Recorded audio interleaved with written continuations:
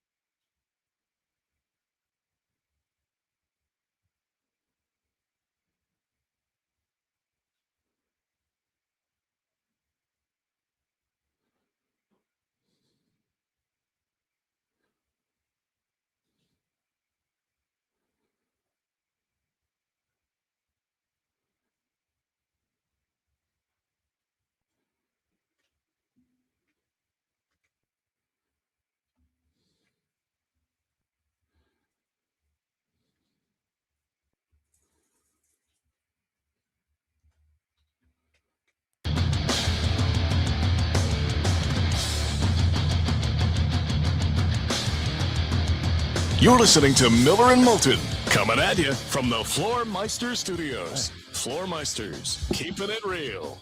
And now, here's Mark Miller and David Moulton. Top of the morning to you on this Thursday. Hope your week is going well. We've gotten over the hump. Let's finish it from here. How the heck are you, Miller and Moulton? MillerandMoulton.com, Miller_Moulton on X. Top of the morning to you, Mark. How are you? It started out with a kiss. How did it end up like this? It was only a kiss. It was only a kiss. Look at you. Look at you quoting the Killers and Mr. Brightside. Mark, what college plays the Killers, Mr. Brightside, in between the third and the start of the fourth quarter? The Scumbags, that's with U-M, of the University of Michigan. Whoa, look at you off the top rope. They're effing scumbags. No. This does not just fall on Sharon Moore. He's a scumbag. We get it. He's an awful person. He cheated on his wife. He's got 3 kids. He apparently did, staffer, and there's a lot of rumors of what happened there. He's arrested, whatever. But now you've got Michigan people talking about their integrity, and this is an unfortunate thing. No. You knew about this weeks ago. I have talked to lots of people. I was on the phone last night with all kinds of people that have direct knowledge of this in Ann Arbor. They knew about this for weeks. They waited until after signing day, and then they fired him. That makes them all scumbags. All of them. But can't the kids get up and leave? I mean, when the coach gets fired or leaves, the kids can get up and leave. Yeah, they can, David, but they have no integrity. Being a Michigan man, that used to mean something. That's a school that used to have integrity. They sold their effing soul for wins. They sold their soul. Don't talk to me. They are a bunch of cheaters. They are a bunch of liars. They are scumbags. Scumbags. Wow. I don't know. No. I don't want to hear it. Michigan. I didn't even like Sharon Moore in the first place. No, enough. Portnoy with your comments. Enough. The tight end there that's in ESPN. I just feel bad for the kids. Enough. Enough. From the top down, you're liars and scumbags. This is a bunch of crap. Nobody there should be protected. They used to have integrity. It used to be a school of honor. Filth. Scumbags. This whole Lord signing, Manuel, with your comment, enough already. Enough. Clean house. this signing day thing's what sets you off, isn't You're it? damn right it did. You're damn right. You walk into those kids' homes and you're making a commitment to these young men and their parents, and you pull this crap, and everybody knew and you let it go?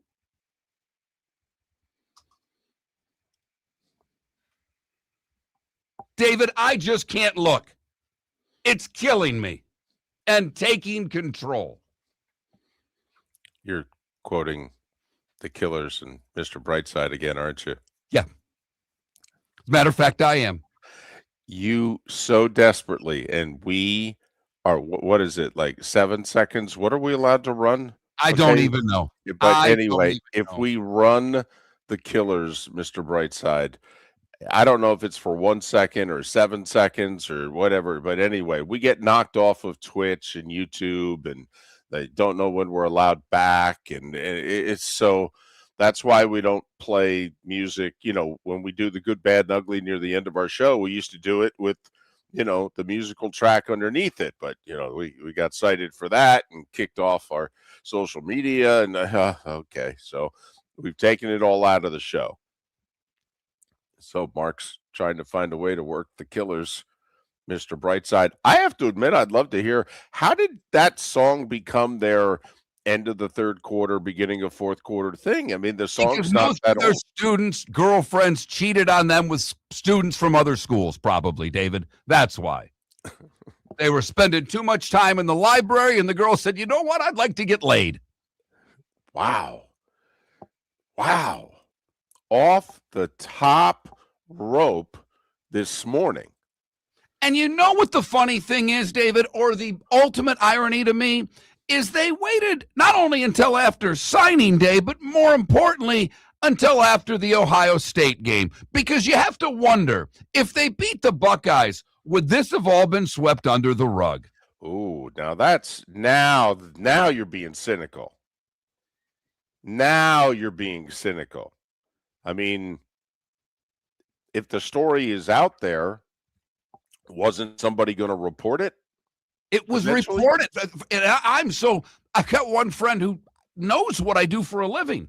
And he's like, yeah, I knew this 3 weeks ago. I'm like, hey, moron, you know what I do for a living? You think that might have been information you wanted to pass along? I had people sending me police reports yesterday. I mean, come on. Well, what happened after he was fired is very disturbing.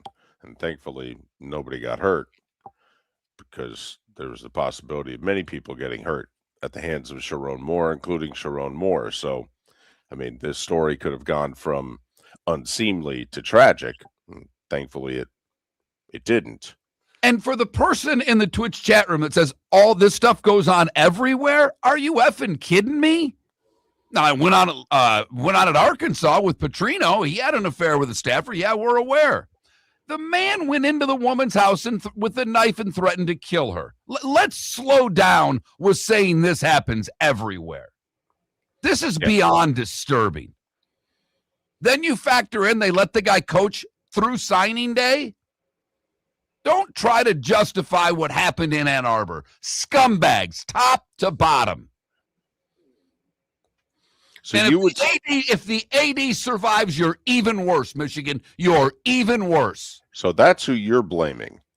You're blaming Ward Manuel also.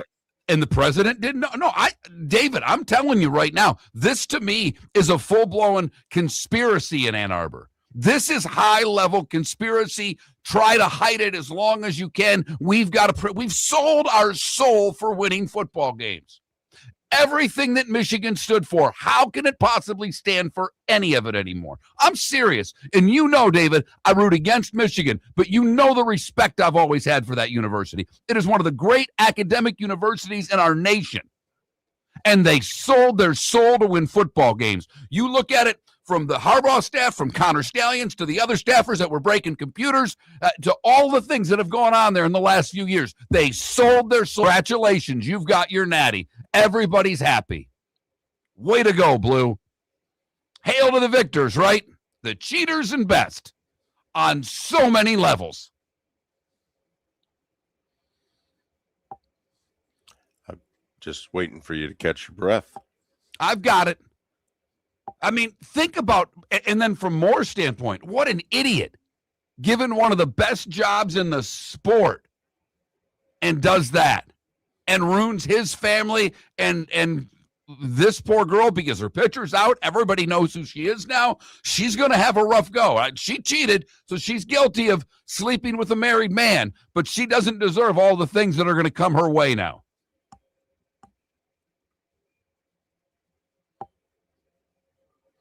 Don't disagree with anything you said there. Go Blue. Hey, let's just switch gears and talk about your basketball team, because you're really good. Oh, I'm glad you got your new coach, because the last guy liked to try to hit other coaches. Scumbags. You think that this will take down the AD? Because the early narrative coming out of Ann Arbor is that this is all going to be on Sharon Moore. Oh, I doubt it takes down because they're incestual. They're going to protect everybody that they can. Ward Manuel's been there for 100 years. Right. I mean, he's a Michigan man. Come on. All right, Michigan guy, you're out there. Tell me what I'm wrong about. Tell me one thing I'm wrong about. How proud are you today? Can't wait to see you at Walmart with that Block M on your head. Wear it to church, why don't you? That'd be a great start.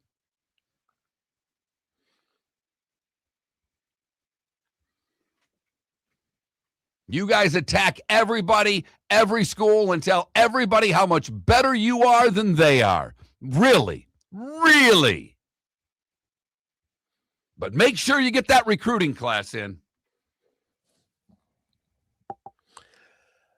RCB in our Twitch chat room wonders, can the Big Ten hand a punishment? I don't think so.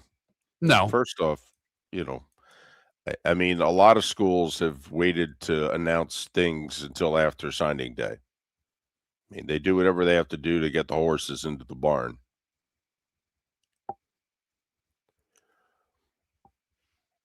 Eleventh best signing class in the country, according to 24/7. I mean, what's important? Making sure that those freshmen come in. I'm guessing you got to get in by January, right? Get that kinesiology degree.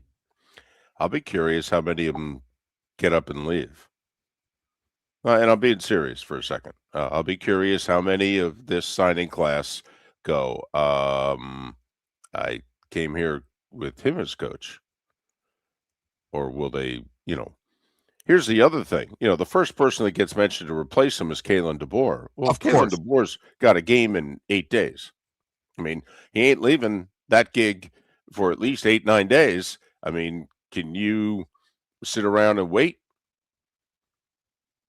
Can you, if you're Michigan? I mean, if the recruiting class starts if you held off on doing this to save the recruiting class, and you're waiting for a coach who's coaching in the playoff, what if the kids start getting up and leaving now?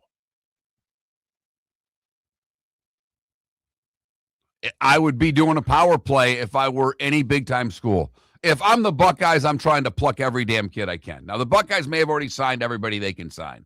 But if I'm Notre Dame, if I'm Ohio State, if I'm any Big Ten team, I'm plucking every damn thing I can. Not just players that are signed, but the kids that may transfer out now. Because whoever they bring in, how many coaches are they retaining? Right. And kids play for, for position coaches. Totally. Oftentimes are recruited by the position coach, and that's who they sign with. I mean, does Bryce Underwood stay? But a sad story, thankfully wasn't tragic, but it has got you as fired up as I've seen you probably this year. David, I'm just coming out of my cage. I've been doing just fine. Gotta be down because I want it all. It started out with a kiss.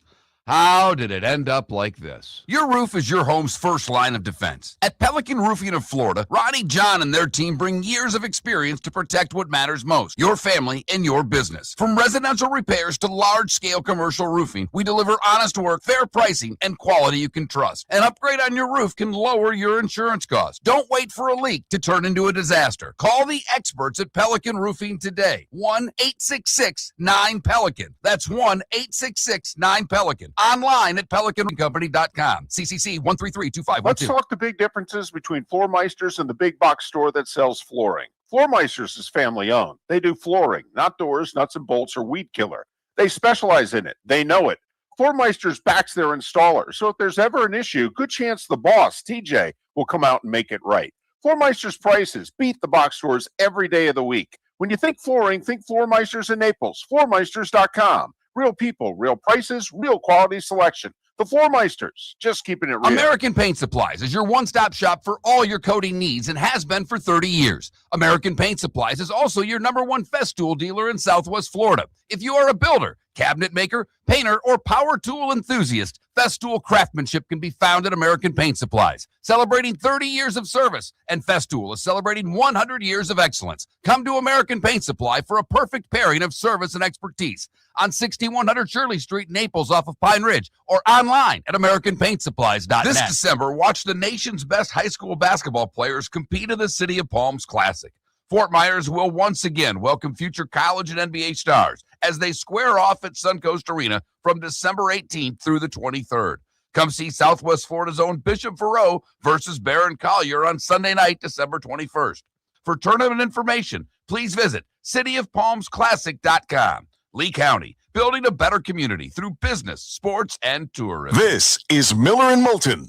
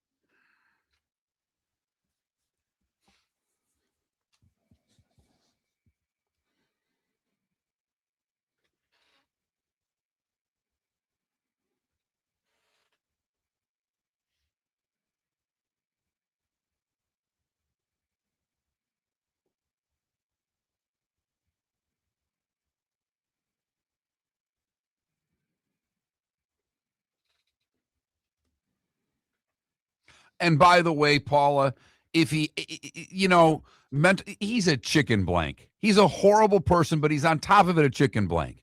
I'm going to kill myself to my wife and then go to the girlfriend's house and threaten to kill her. What, did he ask for his money back for the abortion he paid for?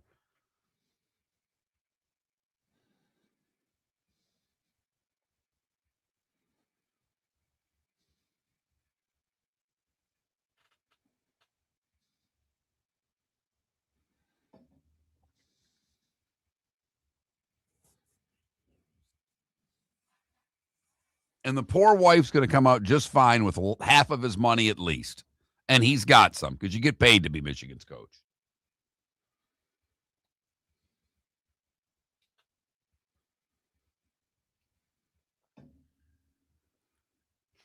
He does lose all the going away money, though. Yeah, he does.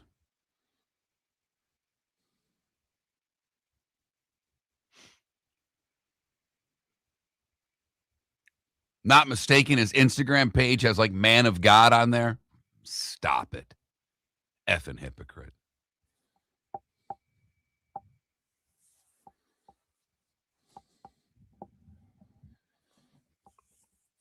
He just meant financially, Paula.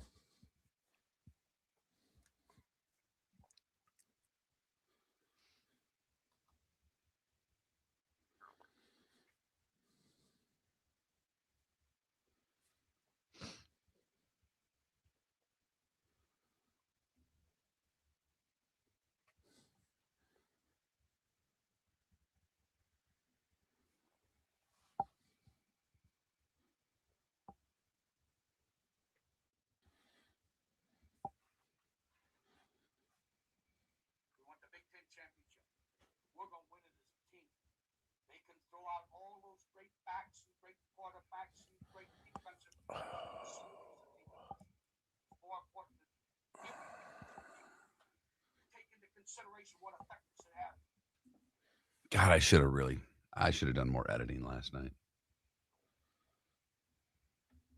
Could come back with the team.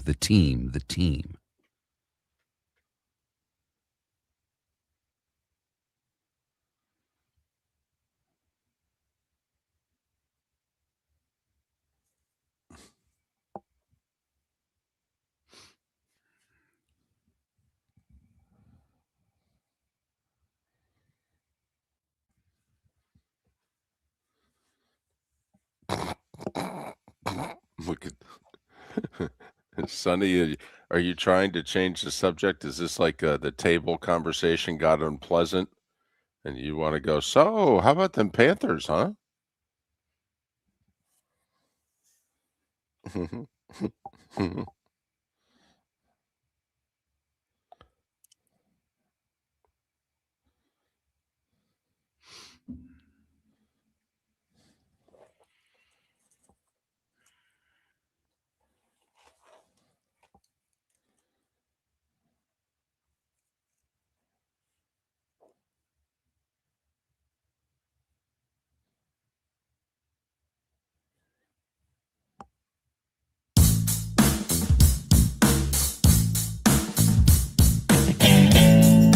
Welcome back to Miller and Moulton. Text the guys what's in your mind at 21,000. That's 21000. And now, here's David Moulton. 21 minutes past the hour. Thanks so much for being with us. The starting five in a little more than 15 minutes here on Miller and Moulton, millerandmoulton.com, Miller_Moulton on X. Roy Cummings, Bucs play tonight, Thursday Night Football. Big game for them. They all are from this point forward for the Bucs, particularly after blowing the game last week. So we'll talk to Roy at the top of our 8 a.m. Eastern hour. JP Shadrick to join us at the top of our Diamond District bonus hour at 9 a.m. Eastern. Talk a little Jags and a few other things with JP. I have to admit, you and the Sharon Moore Michigan story has helped me take my mind off of what was a dark day yesterday for those of us who grew up rooting for the New York Mets. No kidding. I mean, speaking of swimming through your lullabies, choking on your alibis, you're right, David. It was a tough day to be a Met. Ladies and gentlemen, I am a big fan of the Killers too. So the fact that Mark is quoting the Killers at me and at you, but at me in this particular instance, is rich and funny as heck. That's very Miller and Moulton-esque to the other. That's how guys do it, okay? As we all know, you go right at them, and yeah, it's our zany sense of humor or dark sense of humor. But David, I wonder, quite frankly, when the news came out, I mean, Diaz, first off, you lost him for $3 million. Right. And then Alonso signs with Baltimore. And I'm guessing you love the New York Post. You get a lot of New York sports information from the Post Sports and the New York Post app. I was imagining probably that, because I just can't look, it's killing me and taking control, David. Could you look, and did it take control? Once again, more Killers. Yes. Mark, you know how as a fan, when you're staring, if you're at the game or you're watching and you're just staring at the TV and you're like, did this really happen? Did I just see that? Did we lose? How did we lose? Did we lose? They're jumping around. Our guys look sad. I guess we lost. That really happened. That was kind of about an hour yesterday. And I've talked about this a little bit. And the Mets are an interesting franchise in this sense. Almost all their great players either didn't start or didn't finish with them. You know, they don't have Ted Williams, Carl Yastrzemski, Jim Rice. They have, Tom Seaver's their best player. They traded him and then placed him on waivers and lost him on a procedural move. With Gooden, Strawberry, Keith Hernandez, Gary Carter, whatever, whoever. The only guy who beginning to end met was David Wright. And he was on his way to the Hall of Fame, and then he got hurt. You know, the Yankees have so many of theirs that are beginning to end. The Mets is a franchise, and they've been around over 60 years. They don't have that. For whatever reason, they don't have it. And this was their guy. The fans loved him. By the way, I believe over the last 7 years, the only guy who's hit more home runs is Aaron Judge. I mean, maybe Ohtani, but I'm positive Pete Alonso is the most home runs over the last 7 years in the National League. And here's what bothers me the most. Besides the fact that I'm very surprised the owner didn't just step in and say to Stearns, I know you're uncomfortable with this, but as a lifelong Mets fan, okay, you got to trust me in this one. Just match the offer. We have to keep him. You can do whatever you want to do everywhere else. This guy we got to keep. All right? It's a franchise thing. And Stearns, grew up a Mets fan, should understand. But that, to me, is the crux of this issue. Okay? Should you not let emotion? Does it not matter? Okay? What the fans really want. And I mean really want. The fan base is losing their minds over this one. And you can say he's a defensive liability and he's going to be 31 when next year starts. And all the analytics say that, he's going to start decline. I don't know what to tell you. The fan base loves him. Loves him. He was the most popular player on the team as far as the fans were concerned. And Mark, okay, you could argue he was the most productive. Now, if you want to say Lindor and the defense of the position he plays and Soto, okay, fine. He's one of the 3 most productive. I mean, what's interesting here is a team has just traded or willingly let leave 3 of their 5 most popular players and 3 of their 5 most productive players. I mean, they can't replace Pete Alonso with one guy. They can't. They can't at all. They can't replace the closer. He's arguably the best closer in baseball. You want to quibble and say he's the top 3 closer in baseball. Not only that, he's been with you 6 years. He gets you, the city, the whole deal. He can perform in that city, and some people can't. All sports, man. It's not just baseball. There have been basketball players. There are obviously football players that have struggled with the media and the attention. Yep. And, it's happened throughout time that New York's paid the price to get players, whether it's the Yankees, the Mets, the Jets, the Giants, the Rangers, doesn't matter. And guys have failed under the pressure of New York City. You're right. Diaz got it and could handle it and actually excelled in it. I mean, that would be the other thing. It's not just could handle it, David. Diaz, and obviously Alonso, but Diaz seemed to revel in it. And not every athlete can do that. And in this case, it's one particular fan base that has a bunch of questions. But I'm asking you and everyone listening, does it matter? Should it matter what the fans want? Or do we not count at all? And don't tell me, well, you count to a point, but. No, I mean, in this case, the fan base did not want to lose him. Period. The only thing I'll say is, look, it's a tough comparison, okay? But just hear me out here, and you're going to have to help me with some of the players that they got in to replace him. But the Yankee fan was pretty pissed when your team signed Juan Soto. They were upset about that. They thought that was the end.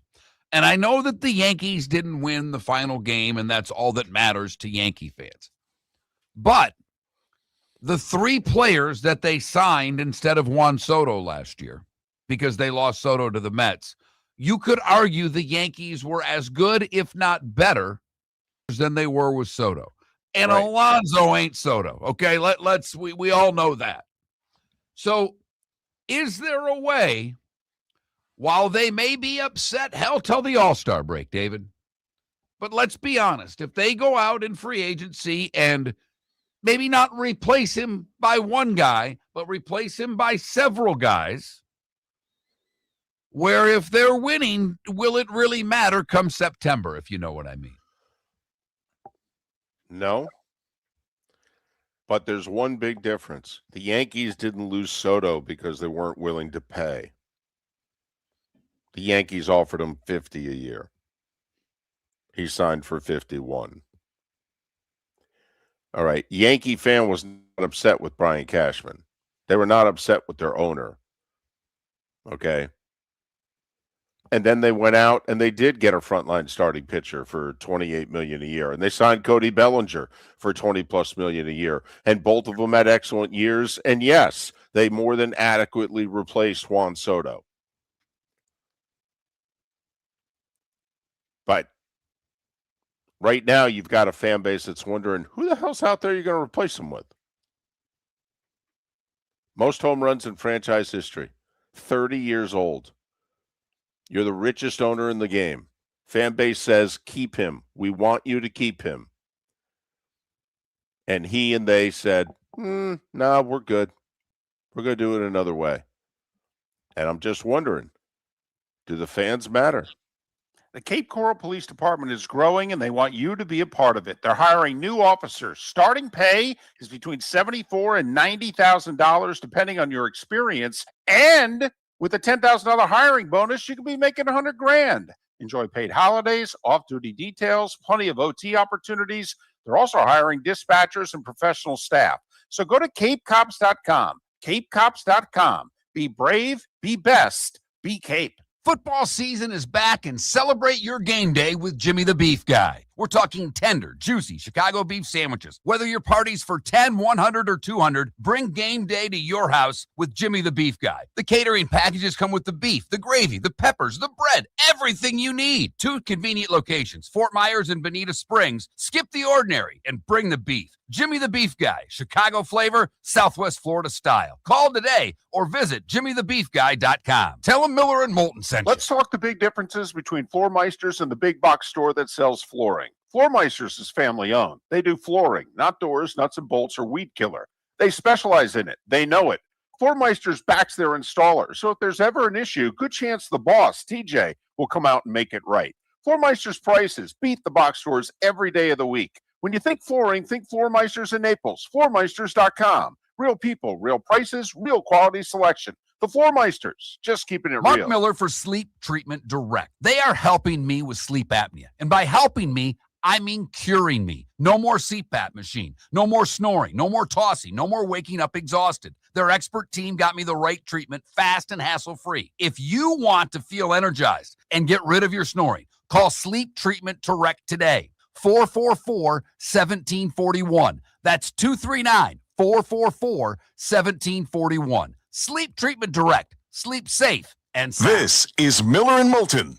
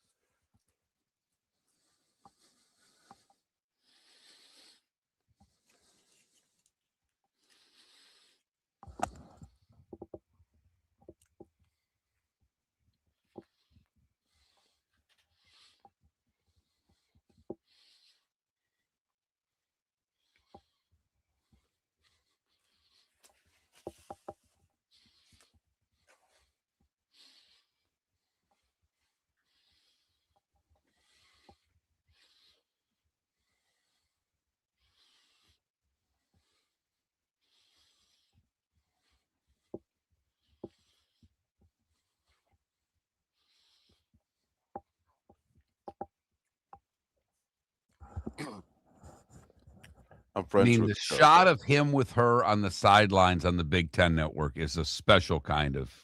Oh, really? Oh, David. Let me. You know what? I'll just retweet it.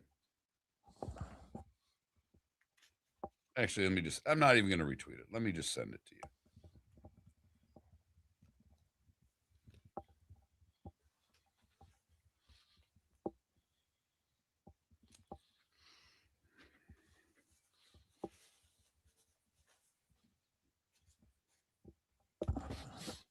I'm friends with the coach. He gave me the shirt. I slept in it. I'm wearing it. Relax.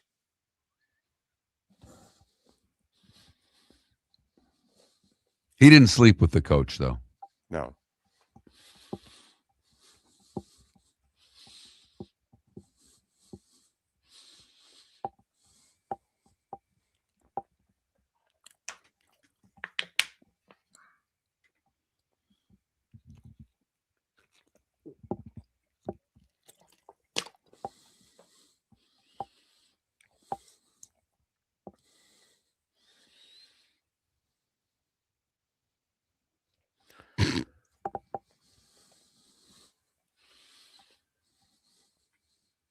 Did you see it?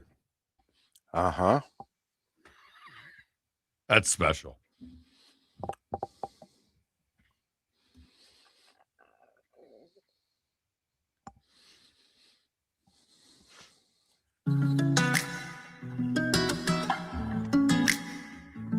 Welcome back to Miller and Moulton. Text the guys what's in your mind at 21,000. That's 21000. And now, here's David Moulton. 22 minutes till the top of the hour. Roy Cummings in a little more than an hour to talk Bucs. They're in action tonight. NFC South Thursday night football. Bucs hosting the Falcons. Kirk Cousins for Atlanta. He tore the Bucs up last year twice, beat them twice. Can he do it again? We'll get to that in a bit. Right now it is time for The Starting Five. 5 big stories you need to know. Here is The Starting Five. The Starting Five brought to you by Lee County, Florida. Building a better community through business, sports, and tourism. We start with college football and Michigan firing head coach Sharon Moore with cause and not because he lost to Ohio State. But boom. Moore, the married father of 3, had an affair with a staffer. To make the story go from shocking to sad, Moore then was arrested hours later after he threatened his wife, broke into his mistress, and threatened to do harm to himself. It started out with a kiss. It was only a kiss. That's the Killers, Mr. Brightside. It's the song that Michigan plays in between the end of the third quarter and the beginning of the fourth quarter at their stadium. At Michigan, it's more than a hype song. It's a way of life. The Hoosiers will likely be without defensive end Stephen Daly for the playoffs. Daly, top 3 in the nation in tackles for a loss, 5.5 sacks. He's an impact player for the Hoosiers. He got hurt in the Big Ten title game.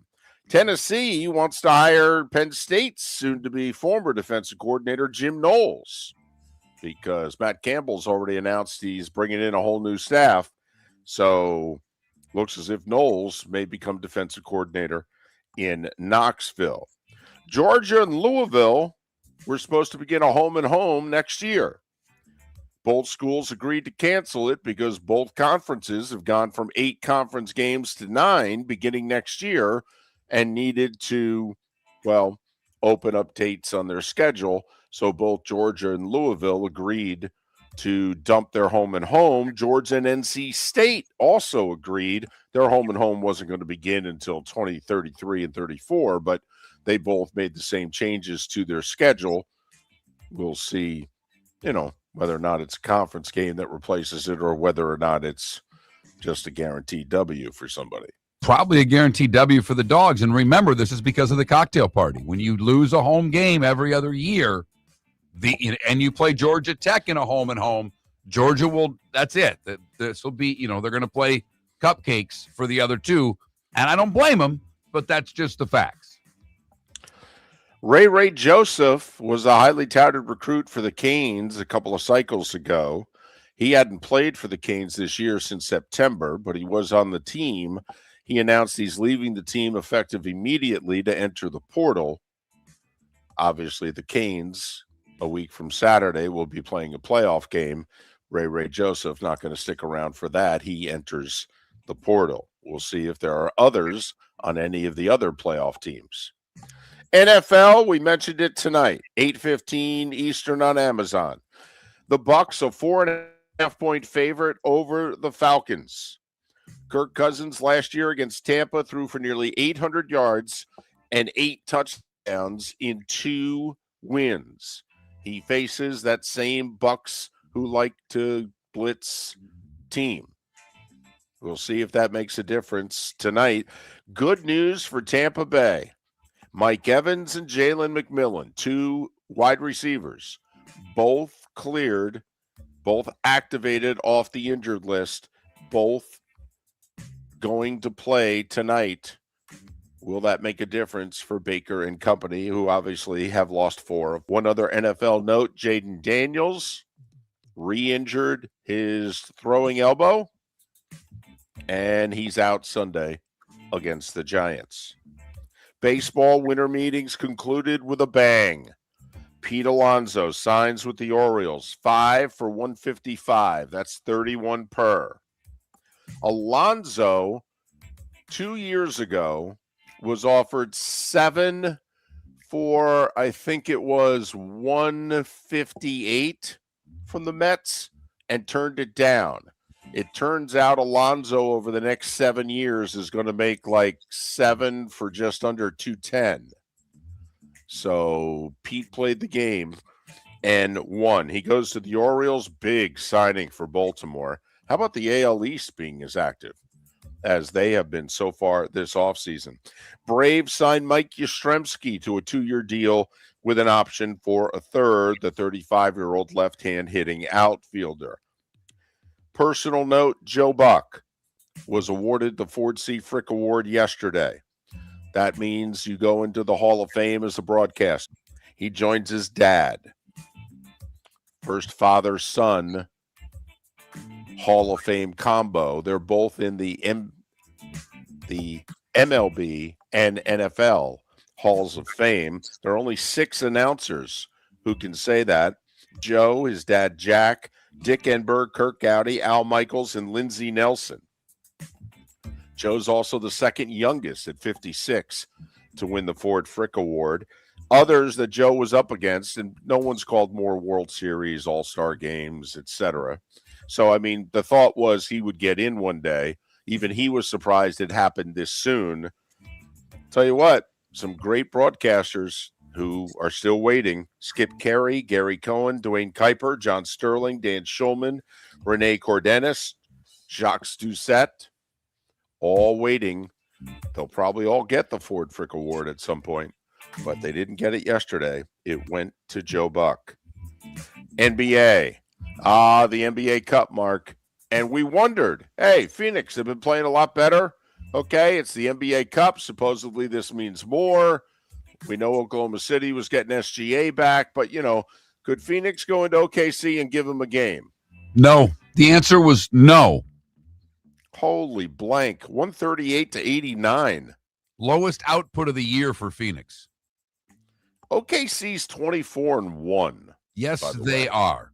24-1.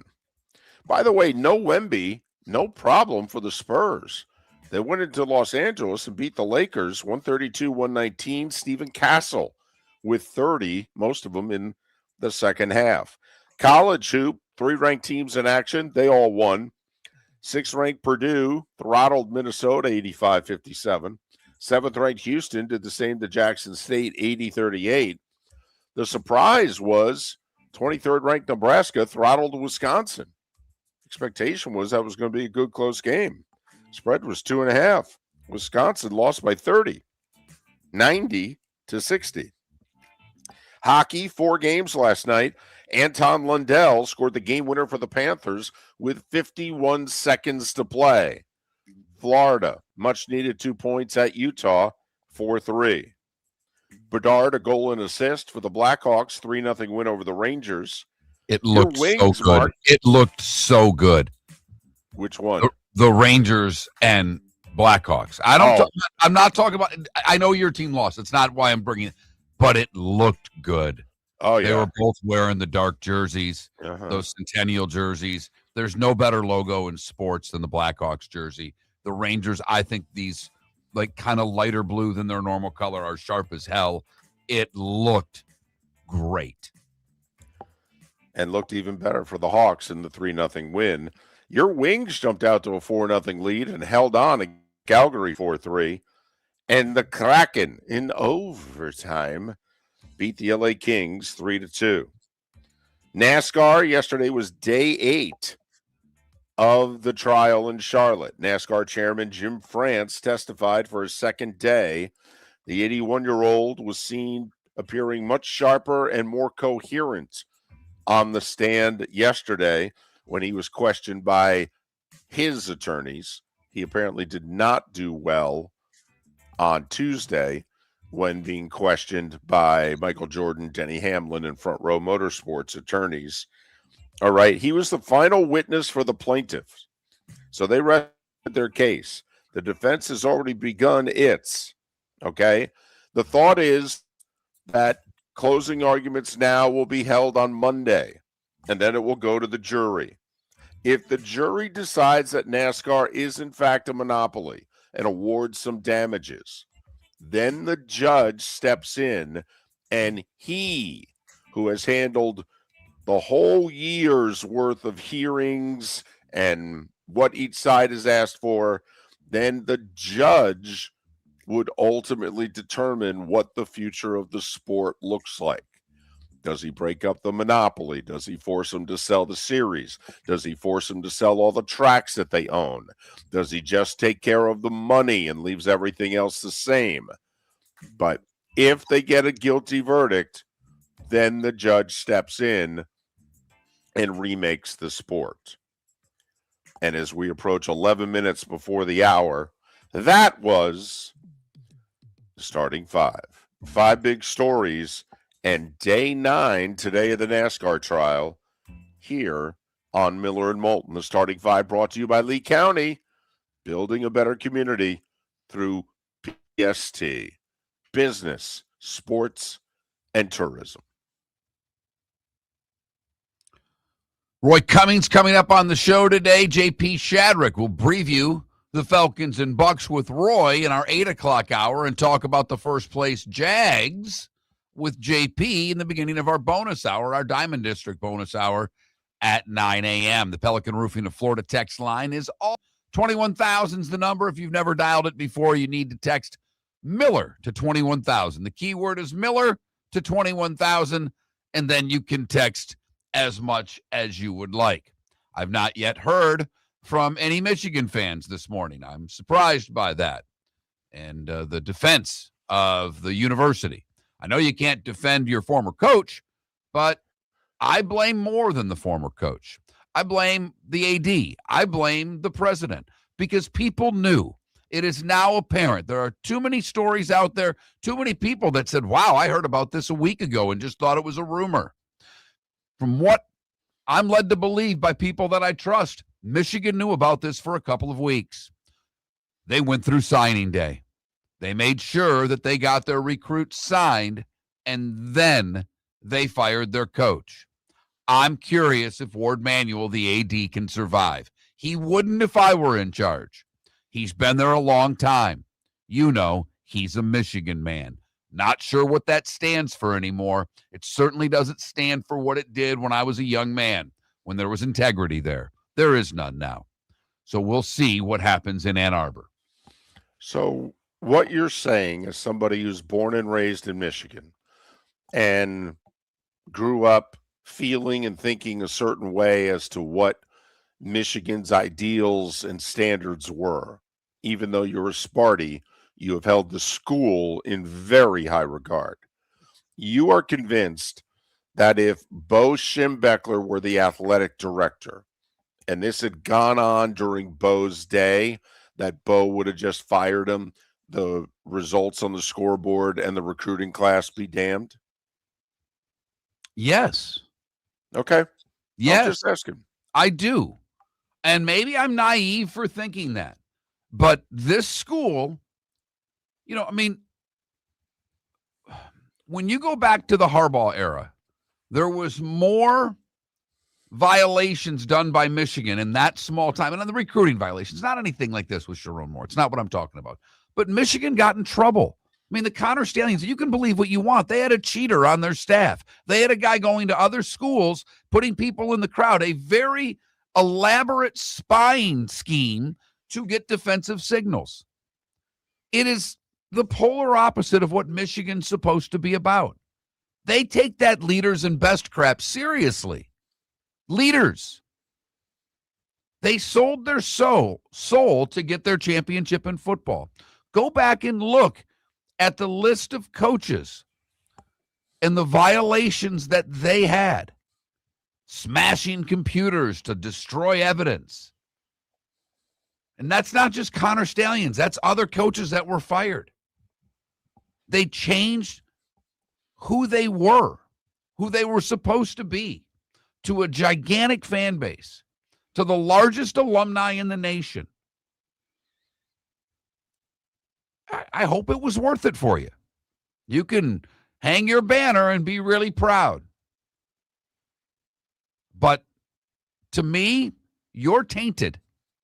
And it's still a top 10 job. I get it. It's Michigan. Hell, it might be a top 5 job.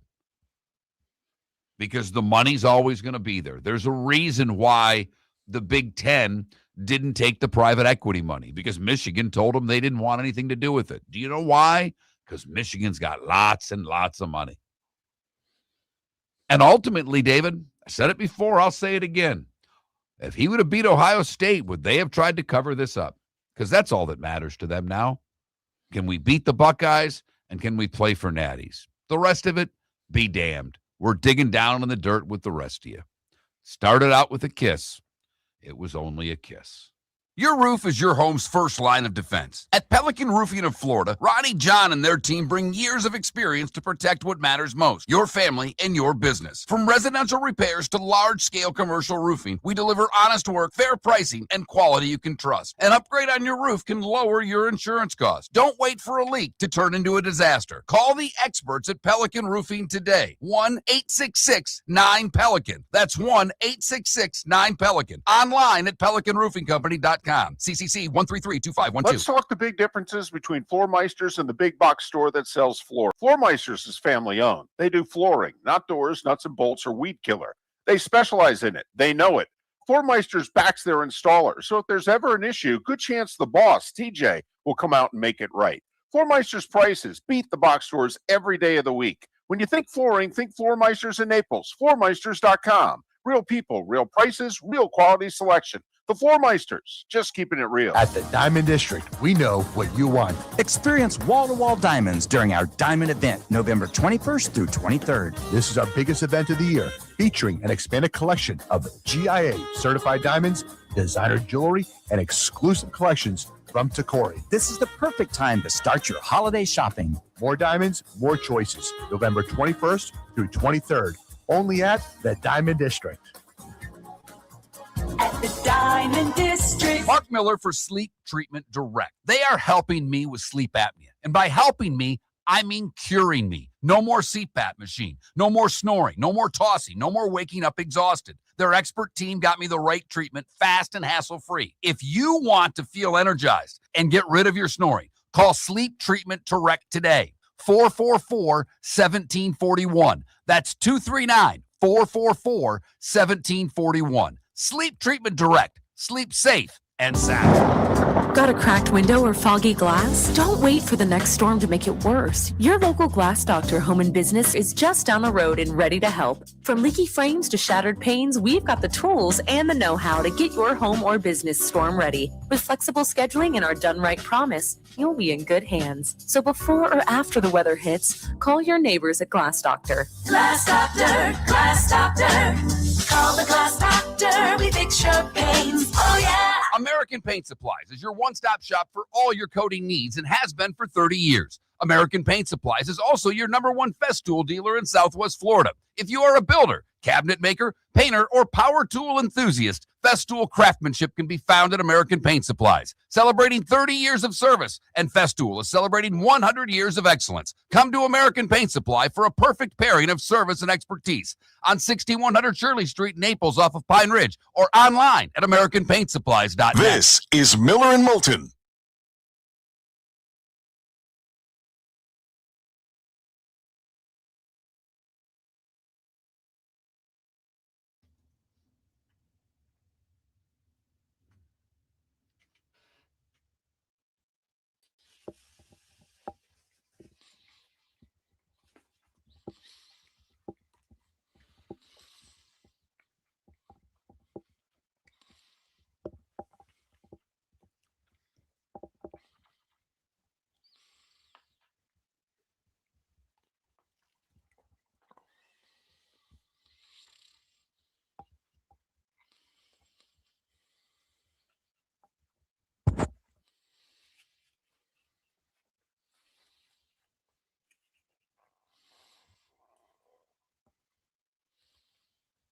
Paula, before you go, it doesn't sound, though, like you're holding Michigan responsible at all.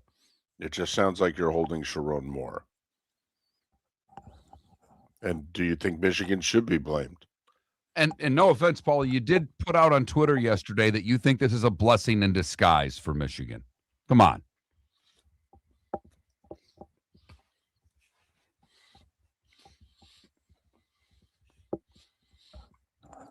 Javier, I think it's going to double because between now and the game, let's see how many Michigan players leave or opt out of the game.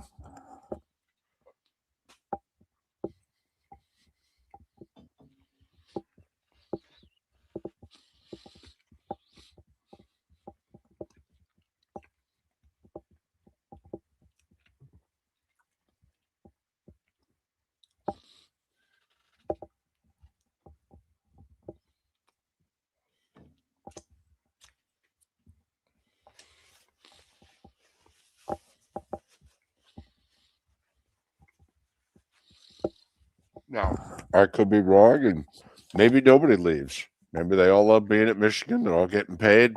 They're good. See who the new coach is and play for him.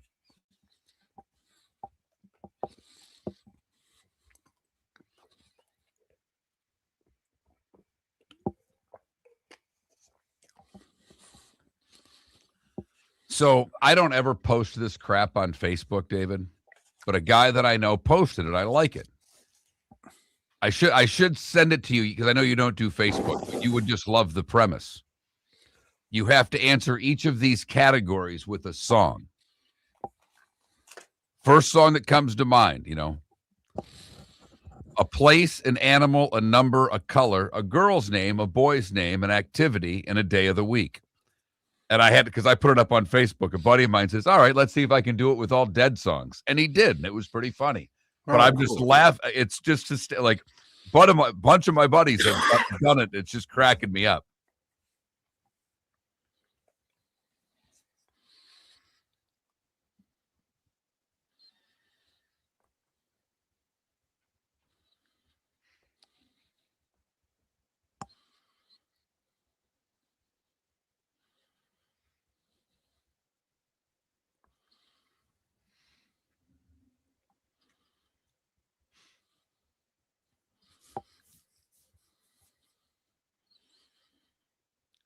Hey,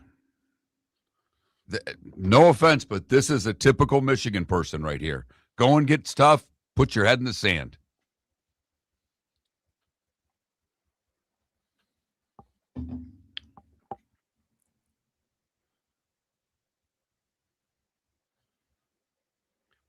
Look, we didn't think they should have punished Joe Pa in Penn State for what happened. They can't punish Michigan for this.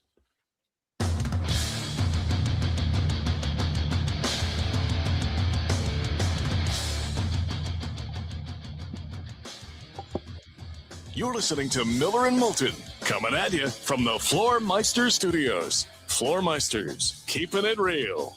And now, here's Mark Miller and David Moulton. Hour 2 of Miller and Moulton on this Thursday with the shocking and troubling story out of Michigan. Sharon Moore fired for an inappropriate relationship with a staffer. I guess she was his executive personal assistant. Is that the title? I think you're right, yeah. Okay. I mean, some may call it mistress, but that was her title. And that was shocking, or at least to those of us not in Michigan. We're finding out now that apparently that story was out for anywhere from 1 to 3 weeks, depending on who you listen to in the state of Michigan. But he was fired yesterday. Matt Moscona, who comes on our show, who covers LSU, posted yesterday. Someone sent me this over a week ago. I get a lot of rumors. I didn't do anything with it, but it obviously was 100% right. That's the shocking part. The sad and thankfully not tragic part was Sharon Moore threatened to kill his wife, himself, and broke into the staffer, his mistress's house or apartment or wherever she lives, and threatened to do harm to her. And I guess the wife, was the one that alerted authorities and was able to track him through a phone as to where he was. And the authorities apprehended him, arrested him. He faces numerous charges, but I also think he's getting some of the emotional and mental health support that he needs right now, so he's not a threat to himself or others.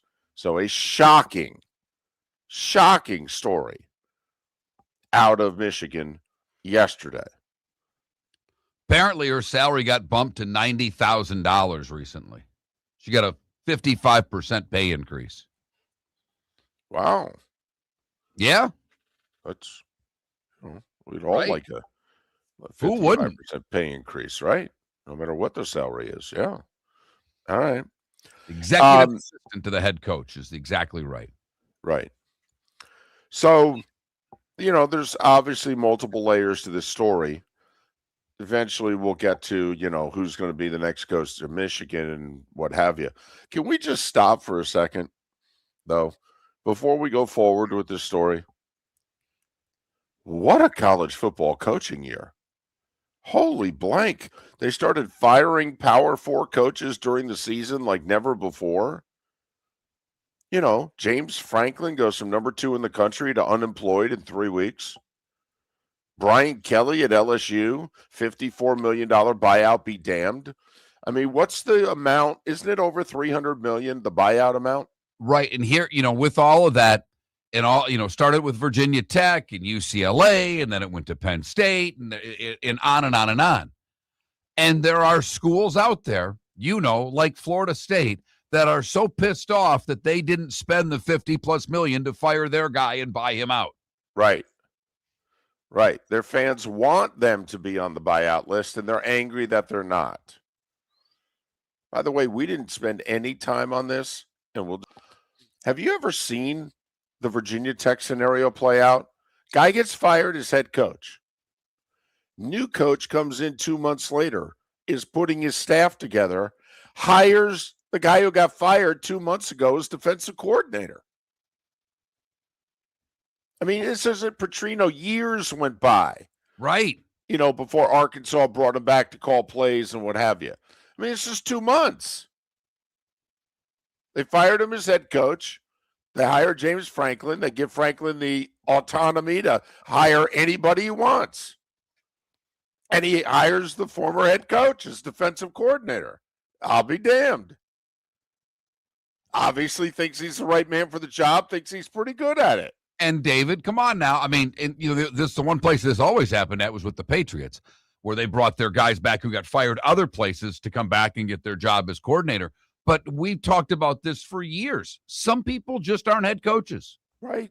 Some people can't handle being the CEO. They're really good at being the vice president of X, but they can't handle the top job. And maybe that's the case with this guy. So we'll see how it plays out. Obviously, he's going to have better players to coach than when he was in charge because Franklin's done a hell of a job recruiting. They've ponied up the money. They're going to be active in the portal as well. So yeah. Just found that to be interesting as heck. But it's just so funny. So Lane Kiffin leaves Ole Miss for LSU before the playoff. And what was the one thing that many people said? You know, that the number one job for Lane would be Alabama, but, you know, that's not going to open for a while. Yet Kalen DeBoer was linked to the Penn State opening, and now he's immediately linked to the Michigan opening. Right, David. Now, I've got to ask you, and I think I already know the answer, but I'm going to ask the question anyhow. How much there is there with DeBoer? Because, David, it's one thing to get named for the Penn State job when it opened. Literally, and I now have developed a decent source with Michigan. Not great, but pretty decent. And I said, all right, who they getting? I'm hearing DeBoer. First name that he popped out.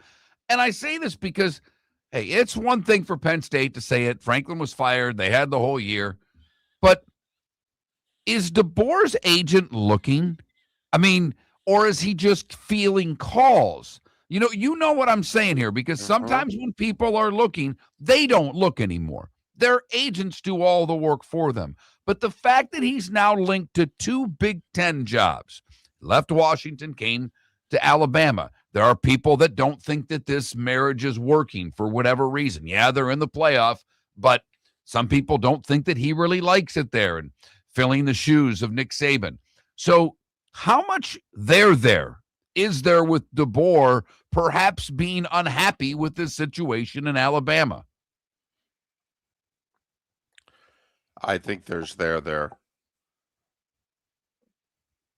I think he'd be the head coach of Penn State if he had lost to Auburn, for what it's worth.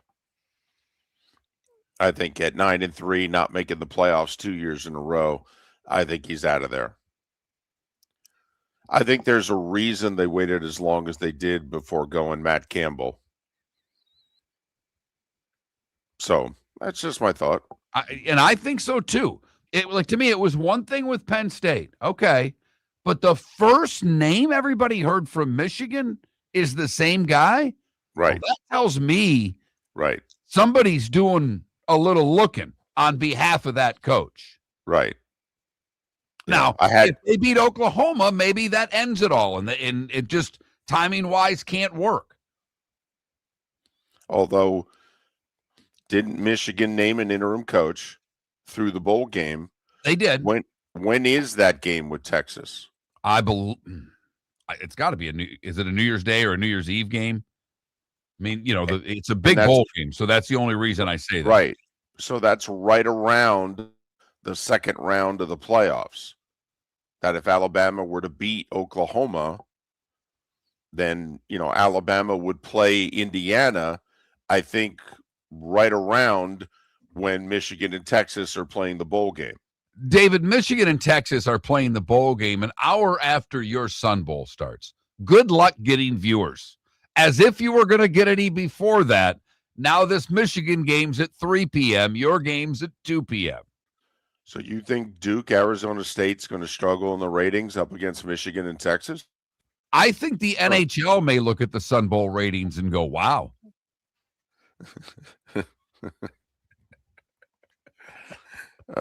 Thanks, Mark. Thanks. You're not wrong. And I know you're not wrong, but thanks. I'm sorry. And it breaks my heart a little bit. I said this to you off air, not because of you, but it's Gary's last game. And damn it, this just isn't right. Like, to me, ESPN should throw Gary a bone and say, you and Brad come to a playoff game, or TNT with whoever.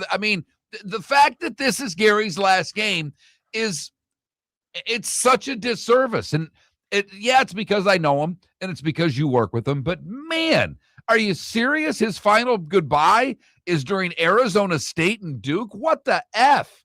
That's ACC champion Duke now. Take it easy. You're right. Humor there. Take it easy, everybody. You're right. Humor. You're right. You're right. You're right. But so I'm wondering, just from a timing standpoint, like to me, what may force Michigan to panic is if guys get up and leave between now and the Texas Bowl game. That's the thing in which I'm Michigan. It's like, and I'm not talking about the recruiting class in which if they all decide, well, I didn't sign with this, new coach and new staff, and all the kids leave. That's one thing. I'm talking about what I have in place.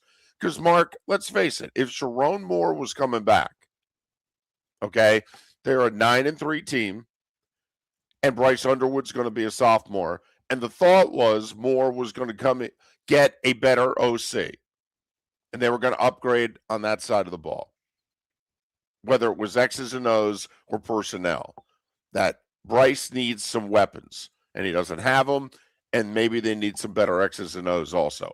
And they went 9-3. I mean, Michigan, I think, would have been a preseason top 12 team next year if they just still might be. Right. So that's what I'm most curious about. In the next 3 weeks, how many Michigan players that are on the team now go, yeah, I'm out of here? Because that, I think, could force Michigan's hand. Not the kids who haven't been on campus yet. They haven't worked out for Michigan yet. They haven't played it down for the Wolverines. It's one thing to lose a recruiting class over a coaching change. It's another thing to have 15, 20 guys who you've committed 2 to 3 years to get up and leave. I'm with you. This is going to be an interesting few weeks in Ann Arbor, because what repercussions are there? How many guys leave? I would say this, as someone that likes to gamble from time to time. We told you, grab Oregon first half as quickly as you can. The numbers jumping daily. I'd bet Texas right now before this line starts moving. Like, I'm not joking. I'd be all over the Longhorns. Miller and Moulton. Roy Cummings, top of the 8 o'clock. Big differences between Floor Meisters and the big box store that sells flooring. Floor Meisters is family owned. They do flooring, not doors, nuts and bolts, or weed killer. They specialize in it. They know it. Floor Meisters backs their installer. So if there's ever an issue, good chance the boss, TJ, will come out and make it right. Floor Meisters beat the box stores every day of the week. When you think flooring, think Floor Meisters in Naples. Floormeisters.com. Real people, real prices, real quality selection. The Floor Meisters, just keeping it real. American Paint Supplies, celebrating 30 years in Naples, is proud to be the exclusive Farrow & Ball dealer in Southwest Florida. The best thing to come from the UK since the Beatles, Farrow & Ball has the colors and paints at American Paint Supplies. See why all painters choose Farrow & Ball. For 30 years, American Paint Supplies provides the perfect pairing of service and expertise. On 6100 Shirley Street in Naples off of Pine Ridge, or online at AmericanPaintSupplies.net. American Paint Supplies is your one-stop shop for all your coating needs. The Cape Coral Police Department is growing, and they want you to be a part of it. They're hiring new officers. Starting pay is between $74,000 and $90,000, depending on your experience. And with a $10,000 hiring bonus, you could be making $100,000. Enjoy paid holidays, off-duty details, dispatchers, and professional staff. So go to CapeCops.com. CapeCops.com. Be brave, be best. Be Cape. Your roof is your home's first line of defense. At Pelican Roofing of Florida, Ronnie John and their team bring years of experience to protect what matters most, your family and your business. From residential repairs to large-scale commercial roofing, we deliver honest work, fair pricing, and quality you can trust. An upgrade on your roof can lower your insurance costs. Don't wait for a leak to turn into a disaster. Call the experts at Pelican Roofing today. 1-866-9-PELICAN. That's 1-866-9-PELICAN. Online at pelicanroofing.com. roofingcompany.com. CCC 13325. This is Miller and Moulton.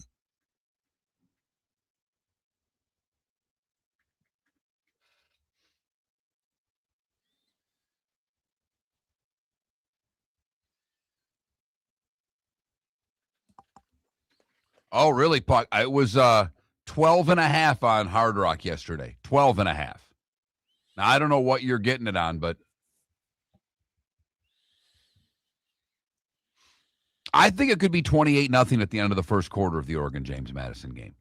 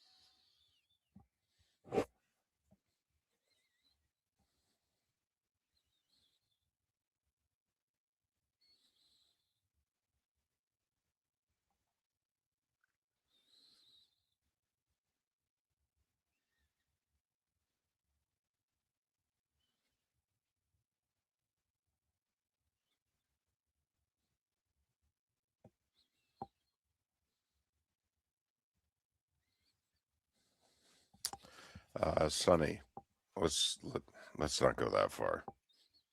Okay, and you can't compare the two stories. No, you can't. No. I mean, not at all. And by the only thing that I will say you can compare the two is that in the cover-up at Michigan State was 9,000 times worse. 9,000 times. Maybe 1,000,000 times worse. But the cover-up existed at both.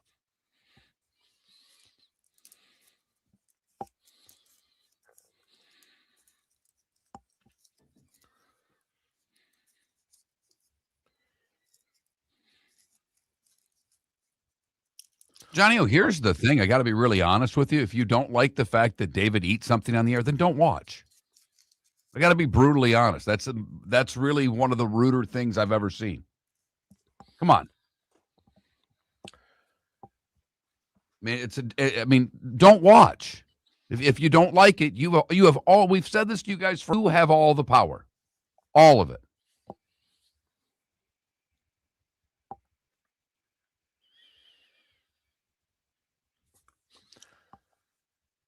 Puck, I don't consider DeBoer a retread.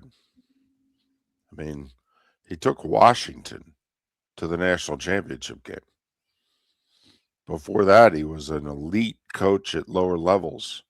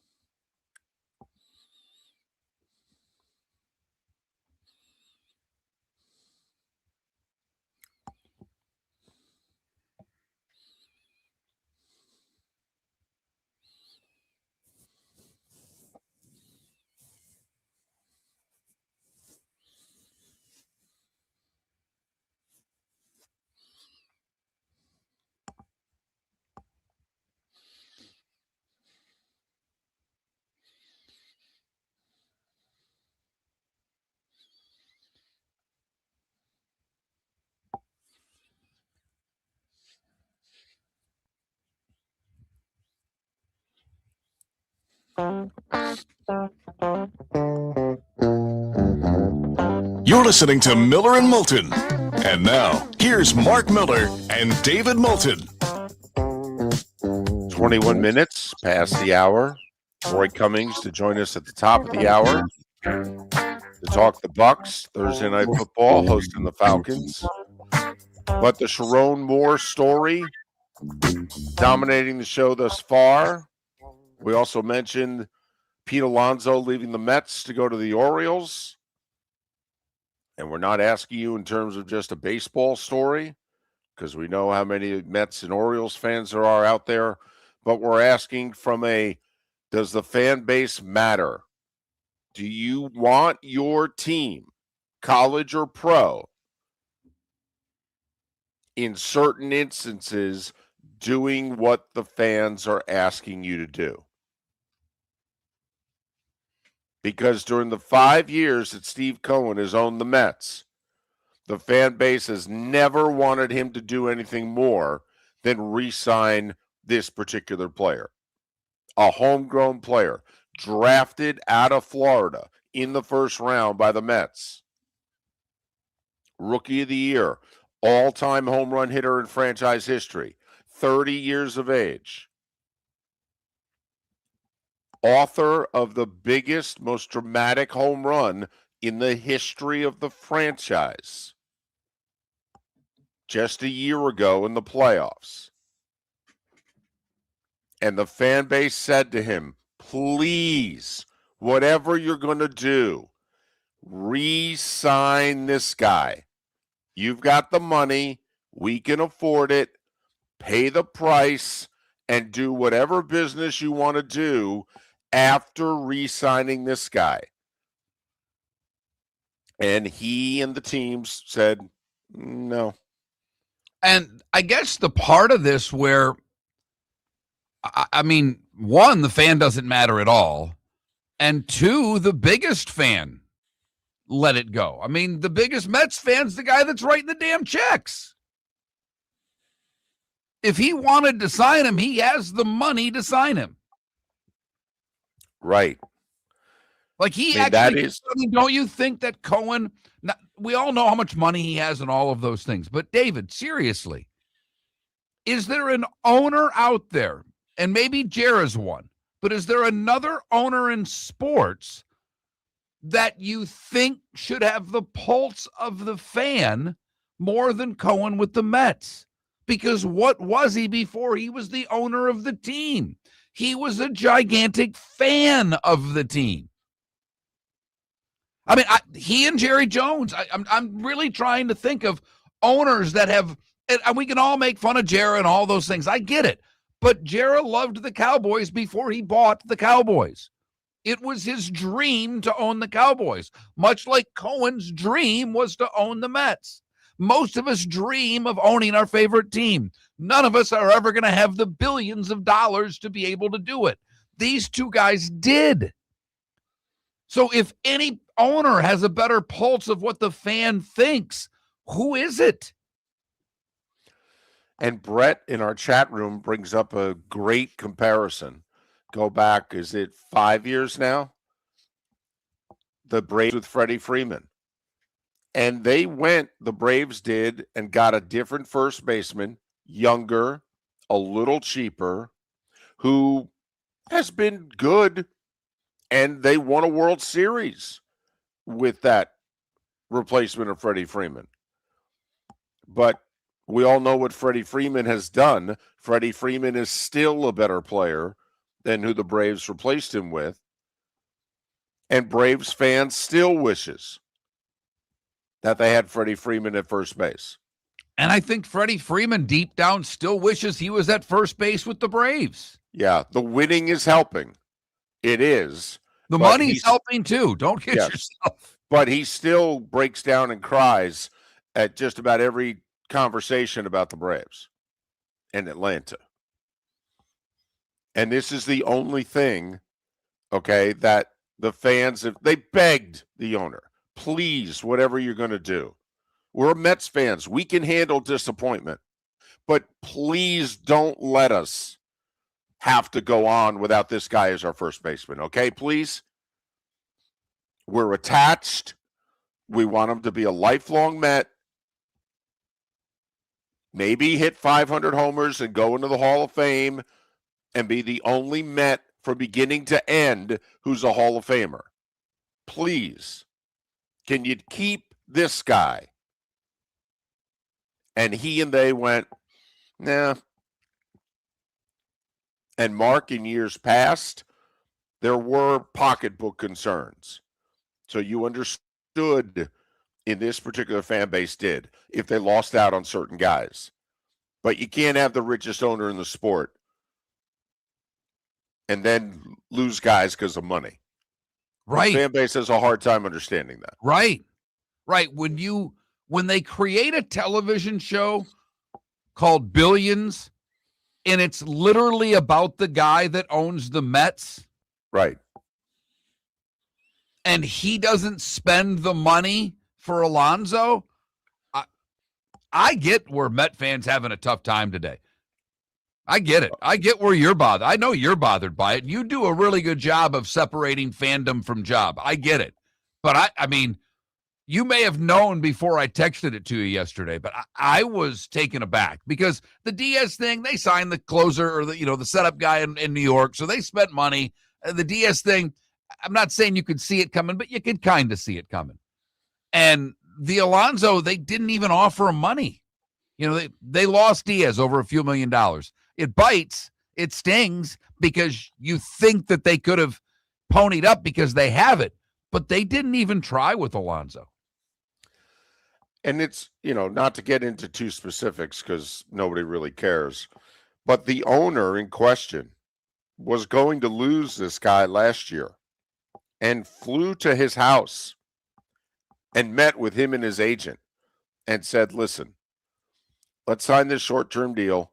I'll pay you $30 million first year of the deal, 24 for the second, but I'll give you an opt-out after the first.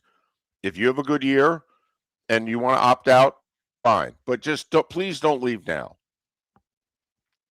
And he took the contract. So he made $30 million last year. He had a terrific year. I mean, wasn't he second in the National League in, RBIs? I mean, I think he had over 120. All right. I mean, he had an OPS nearly 900, and he had a really good year. But David, you've kind of phrased that as to do the fans matter? Mm-hmm. Does their opinion matter? Yeah. Well, I think we all know the answer to that. No, actually, I don't. It's why I asked the question. When the fan base is asking one thing, he's been the owner 5 years. The fans have never asked him for anything. The fans publicly said, hey, dude, you're one of us. You understand. Not him. Not him. Figure it out. Not him. Okay? He's our guy. Kids, everybody, that's the jersey they're wearing. Okay? Not him. Figure it out elsewhere. And I just wondered, that's the case. Does that matter? I don't think it does. Ask With a all Dolphin teams? fan if it matters, because the Dolphins all want one thing too, and it looks like they're not going to get it.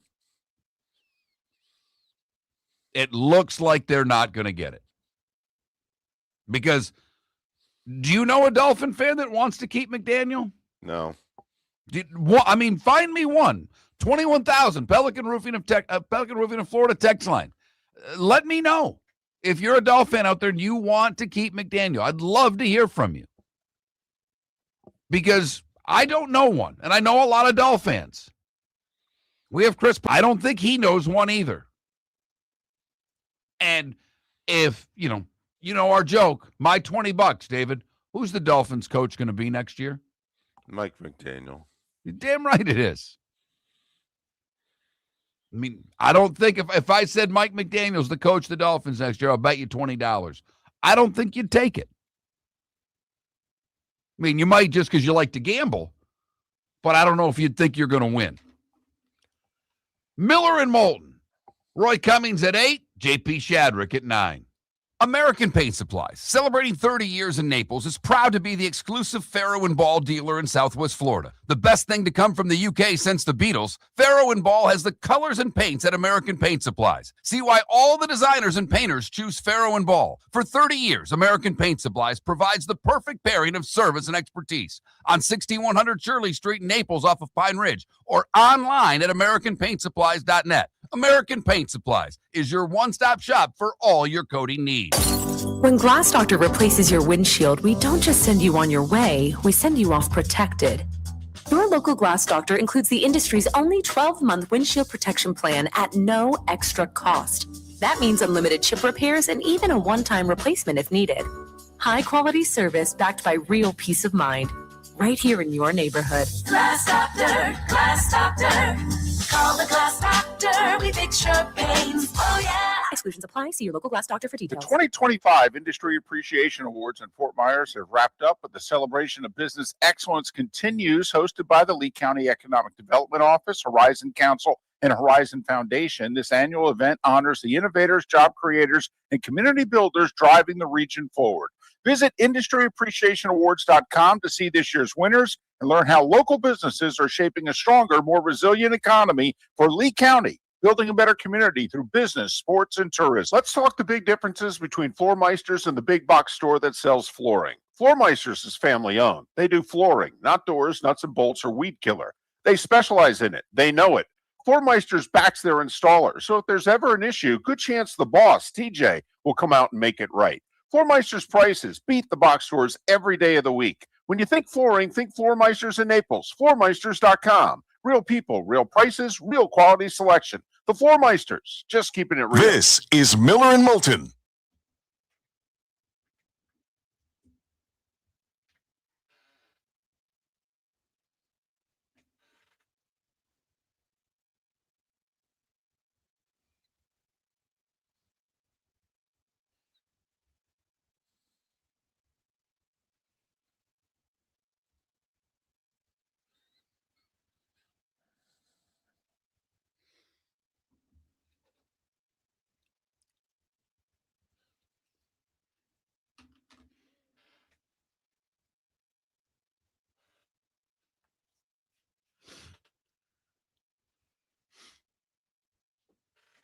I'm ticked off.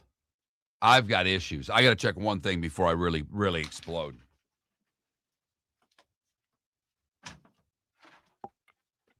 Okay.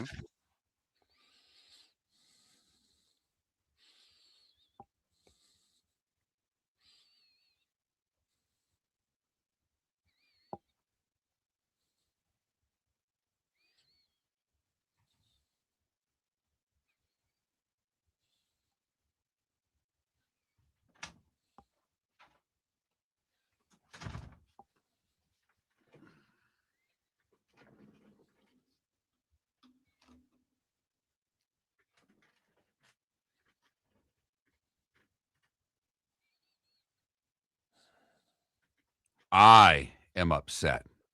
Uh-oh. I am a little unbelievable.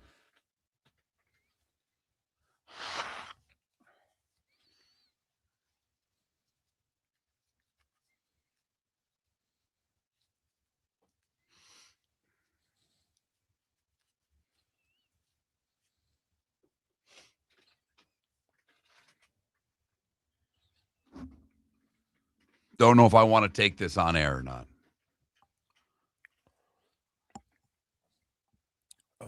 Okay. I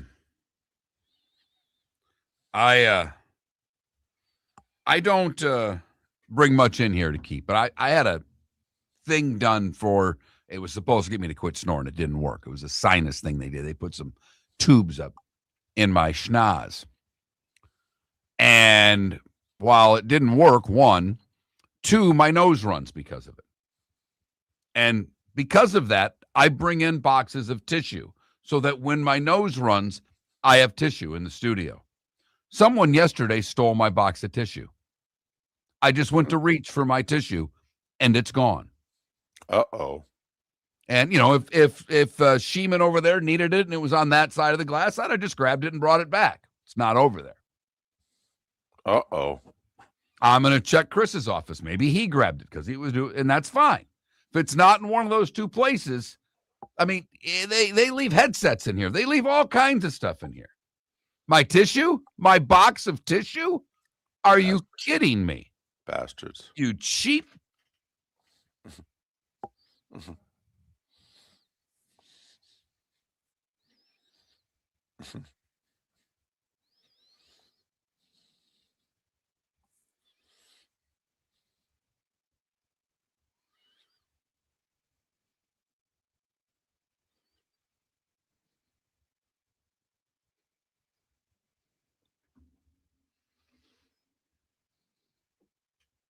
Damn right, Robes. They you know what? Picked the wrong day to quit sniffing glue.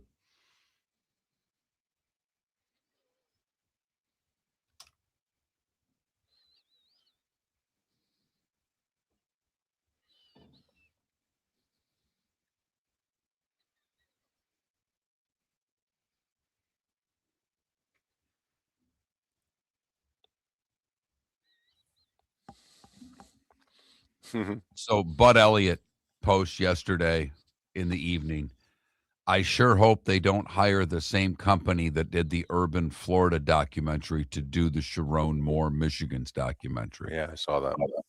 And you saw my response. Title it Mr. Brightside. That tweet's gotten more views than anything I've ever sent out because it went on Bud's feed. Right. He didn't even repost it.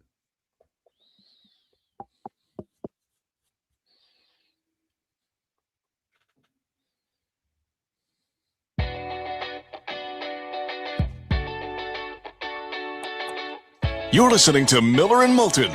And now, here's Mark Miller and David Moulton. 22 minutes till the top of the hour. That's when Roy Cummings will join us to talk about the Bucs and the Falcons tonight in Tampa. Big game for the Bucs, tied for first with Carolina. 4 games left for both. 2 of them are going to be against each other. Bucs know if they win their next 3 games, they will have won the division outright. Nothing Carolina could do, even with the final game of the season being Carolina-Tampa in Tampa.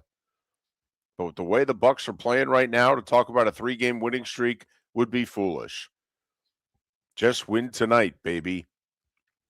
Roy Cummings in 20 minutes to talk about the Bucs, who are getting a couple guys back tonight to help the cause. So a couple of college football things I wanted to talk about that aren't involving Ann Arbor. Did you see any of the comments from Billy Napier at his inaugural press conference at JMU? No. I just saw the reaction getting off the plane on the tarmac, and, the only quote that I saw from Napier is something to the effect of, we need to piggy of making the playoffs. Well, David, I thought the key part of everything he said yesterday, and when he was asked about the team, and I don't remember specifically what the question was, but he's brought someone in to, wait for it, call the plays. Are you kidding me? You had the Florida job, and you wouldn't allow anyone else to call the plays there. Now you're at JMU, and you're going to allow someone to call the plays? Wow. I mean, pig-headed till you got fired, dude. Holy cow. That one I just kind of smirked. Like, wow, that's all they've been asking for 2 years out of you in Gainesville, and you're going to do it at JMU?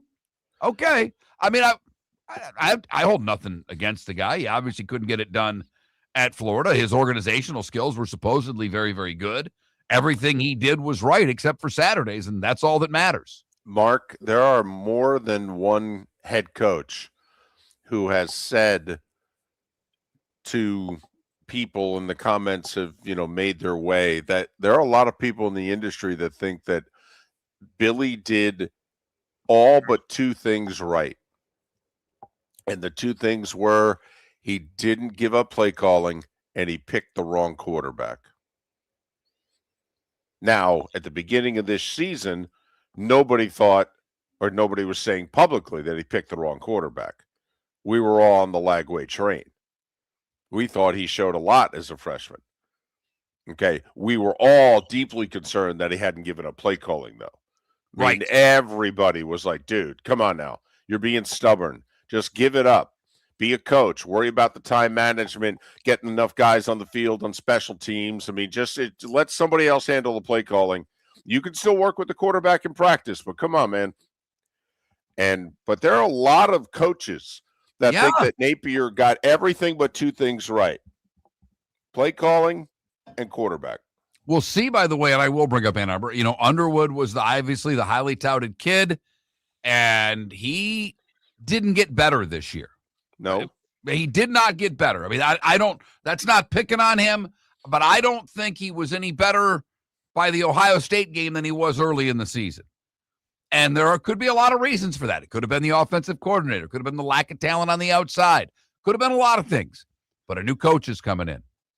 So, we were wondering if the new Florida coach, before it was ever named and Summerall got the job, would want DJ. I'm wondering out loud how important Underwood obviously first has to stay, but secondly, his sophomore year is critical to not only him, but to whomever takes over the job at the University of Michigan. The other thing, and I apologize, I should have looked it up. I don't recall exactly what podcast it was. Have you seen any of the clips from Orgeron talking about recruiting Joe Burrow? Yes, I've also seen a lot because it's from the same podcast and they keep releasing like a minute and a half stuff of various topics. Fascinating one, by the way. He learned about early recruiting from Joe Paterno. Said Joe was the best at it. And that there were some of us that brought it to certain schools and certain conferences, but Joe was actually the first. Talking about Joe would start recruiting you as a sophomore in high school. When you couldn't leave high school early to re-enroll and all that. So, but yes, the Burrow story, spectacular. The two stories about Burrow. One was he had him in a parking lot of a restaurant, and he said, I'm going to tell you this story. And I should play it and give the podcast credit. The problem is I don't know if all you will be able to understand what Ed is saying. But he said, if you ever repeat this, I'll deny it. And he said, if I don't get you, I'm going to get fired. But if you come to LSU, we're going to win a national championship. And he said that was the aha moment for Joe. But as it was coming down the pike, apparently Joe was thinking about going to Cincinnati, transferring to Cincinnati and that or LSU. And Ed talks about calling Burrow's brother and his brother Dan, and his brother is saying, it's his decision. He's got to do what he wants to do. And Ed goes through this long story of basically asking his brother that it's not just him. He says he can win a Heisman. He could be a first-round draft pick if he comes here.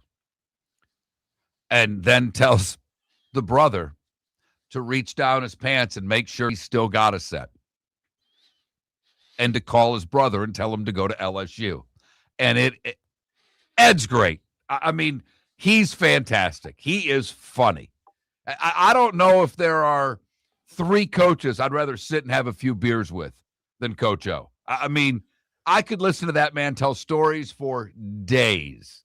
But if you haven't seen it, it's really – is it Bussin' with the Boys? Is that the podcast? Bussin' with the Boys with Taylor Lewan and Will Compton, I believe, is the podcast where all of this stuff is coming from. Yep. It's so good. And lastly, David, I pulled this out yesterday, and I probably should have told you I was going to pull this out because I don't have yours, and I don't know if you have access to it. But I pulled out my picks from this past year in college football. Uh-oh. Just to show you how dumb I am. My ACC championship game was Clemson against Georgia Tech. My Big 12 championship was Iowa State versus Utah. Utah at least finished third. I mean, there are only 2 losses to the top 2 teams in the conference. That's not an awful pick. My Big Ten pick was Ohio State against Penn State. And I did get the SEC right. But I didn't. I remember, and I couldn't find my playoff rundown, but I did have Georgia beating Penn State in the final. That I know. So my national champ is still alive. But out of the 12 teams that I had going to the playoff, by seeding, my number 1 seed was Penn State. How'd that work out? My number 2 seed was Clemson. That was worse than the Penn State pick.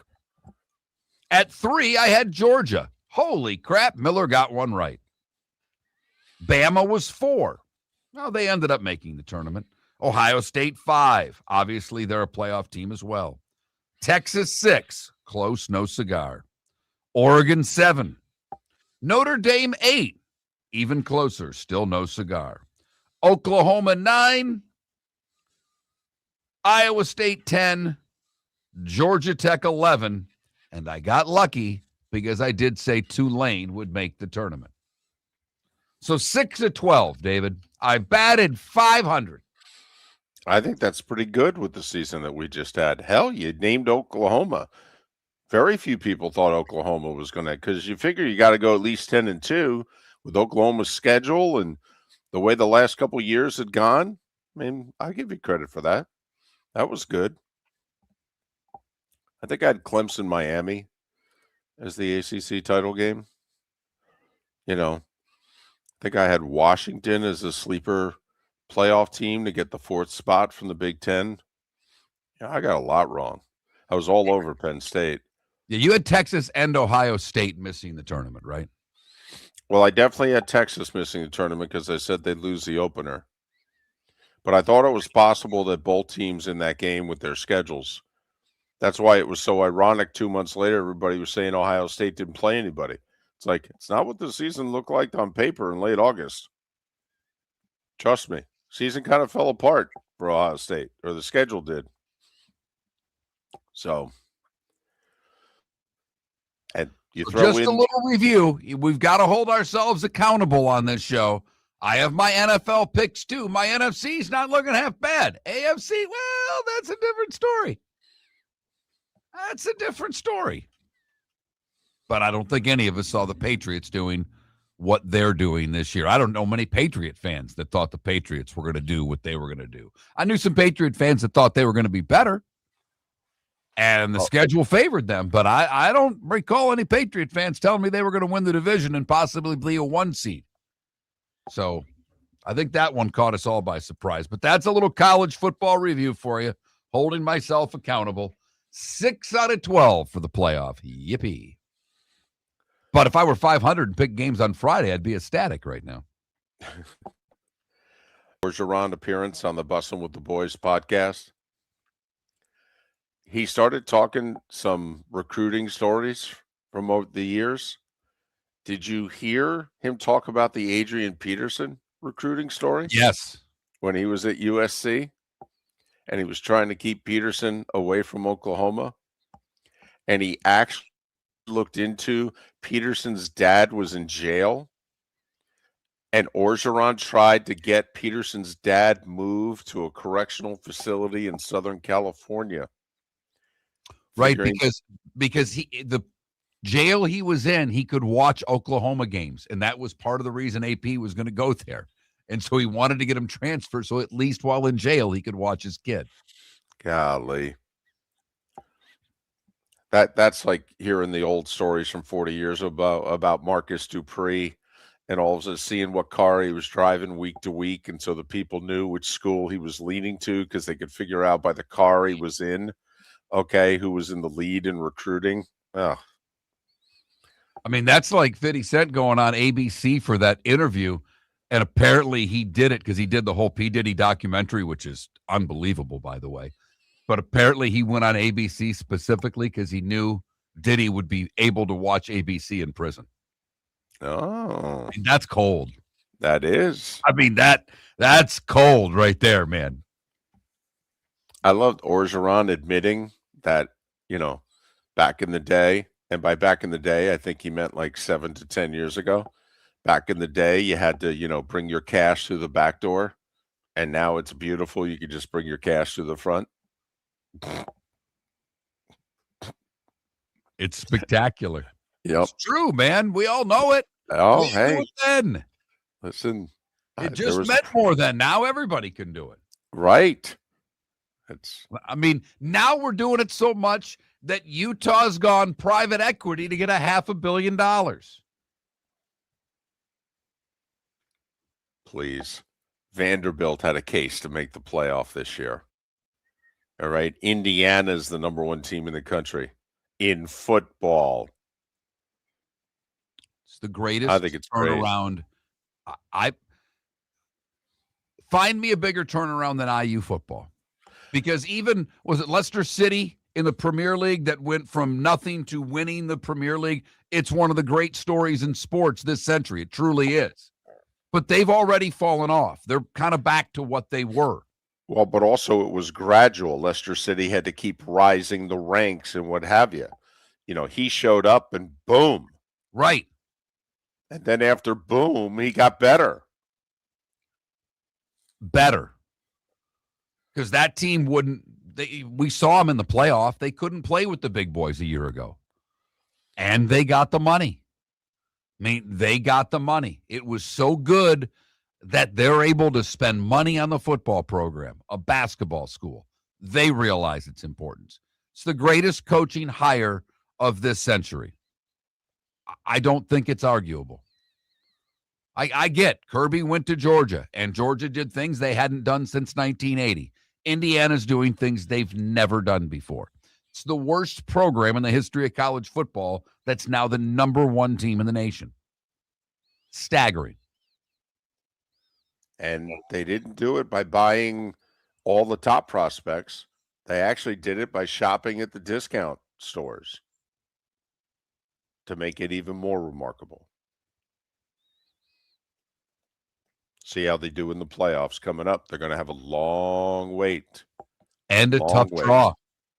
I mean, either way, they're getting Texas Tech or Oregon. There are teams that have an easier route, I think, than they do, but we will see. Roy Cummings will talk the Bucs. There's no one more positive about the Bucs than Roy. We'll find out what he thinks about tonight's games with the Falcons next. This December, watch the nation's best high school basketball players compete in the City of Palms Classic. Fort Myers will once again welcome future college and NBA stars as they square off at Suncoast Arena from December 18th through the 23rd.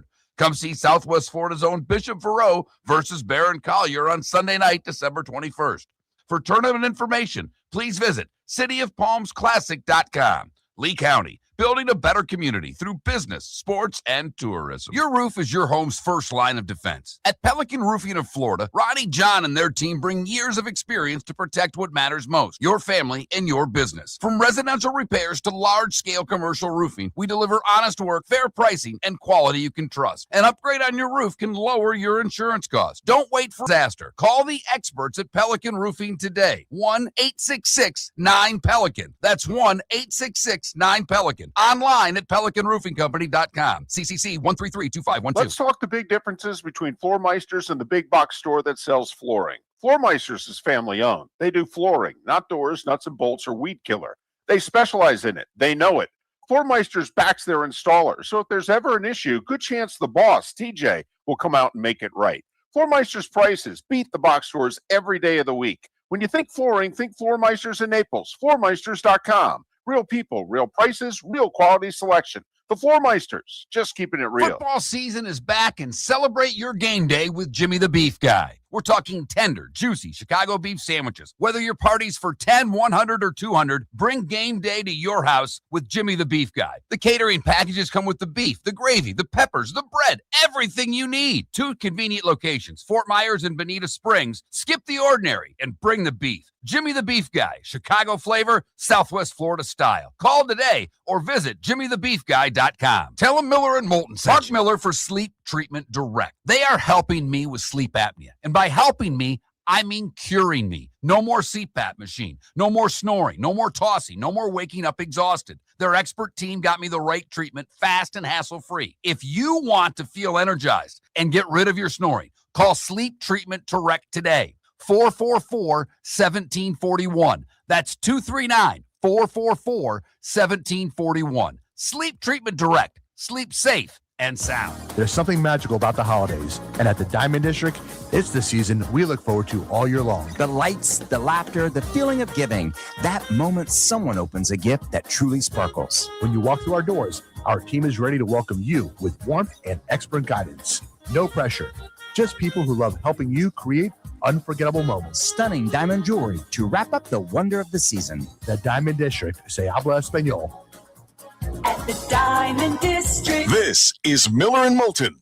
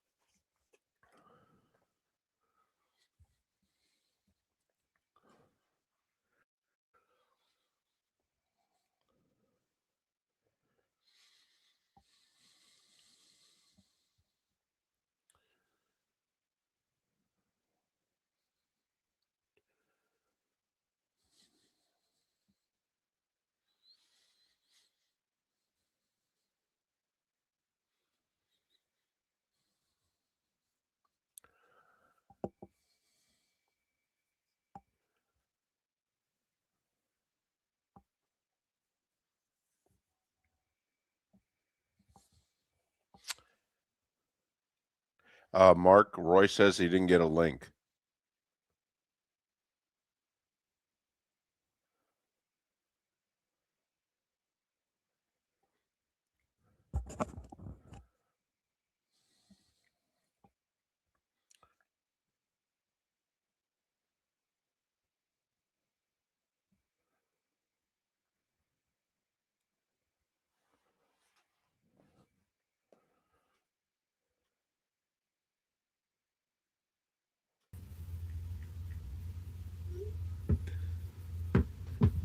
Hey there. Hey there. How we doing? Did you watch the Hawks-Rangers game last night? Sure did. How good, just from a uniform standpoint, how good did that game look? Yeah, they need to do more of that until we get tired of it, until we take it for granted, because that is beautiful, man. That's beautiful. Well, I like both teams' classic uniforms. Yeah, yeah. Did you see the range? Well, I wonder if Mark saw the Red Wings game when they had the big brawl at the end. Yeah, that looks so good. It really did.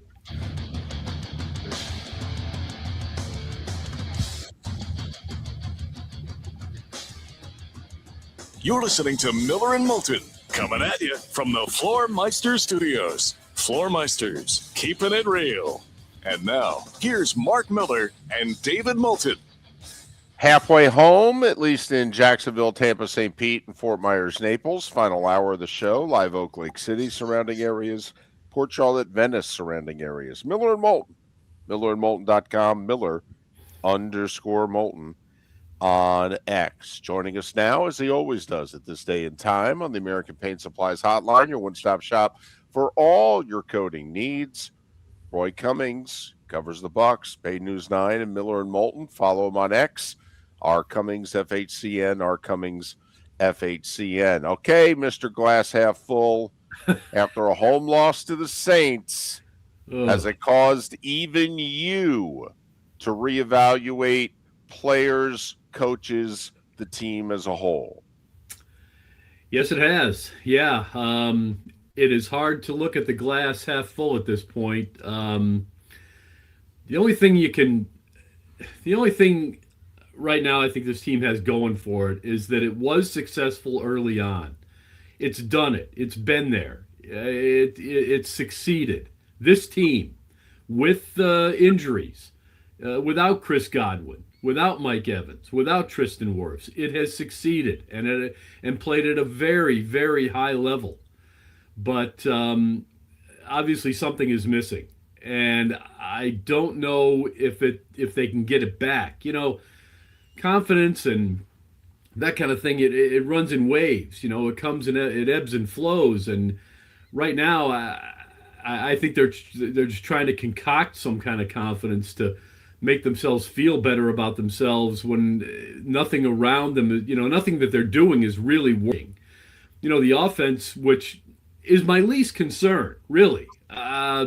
You look at some stats that were produced recently, and I can't remember the website that did, but some sharp football analysis or something, talking about 4.4 yards per play over the last 6-7 games.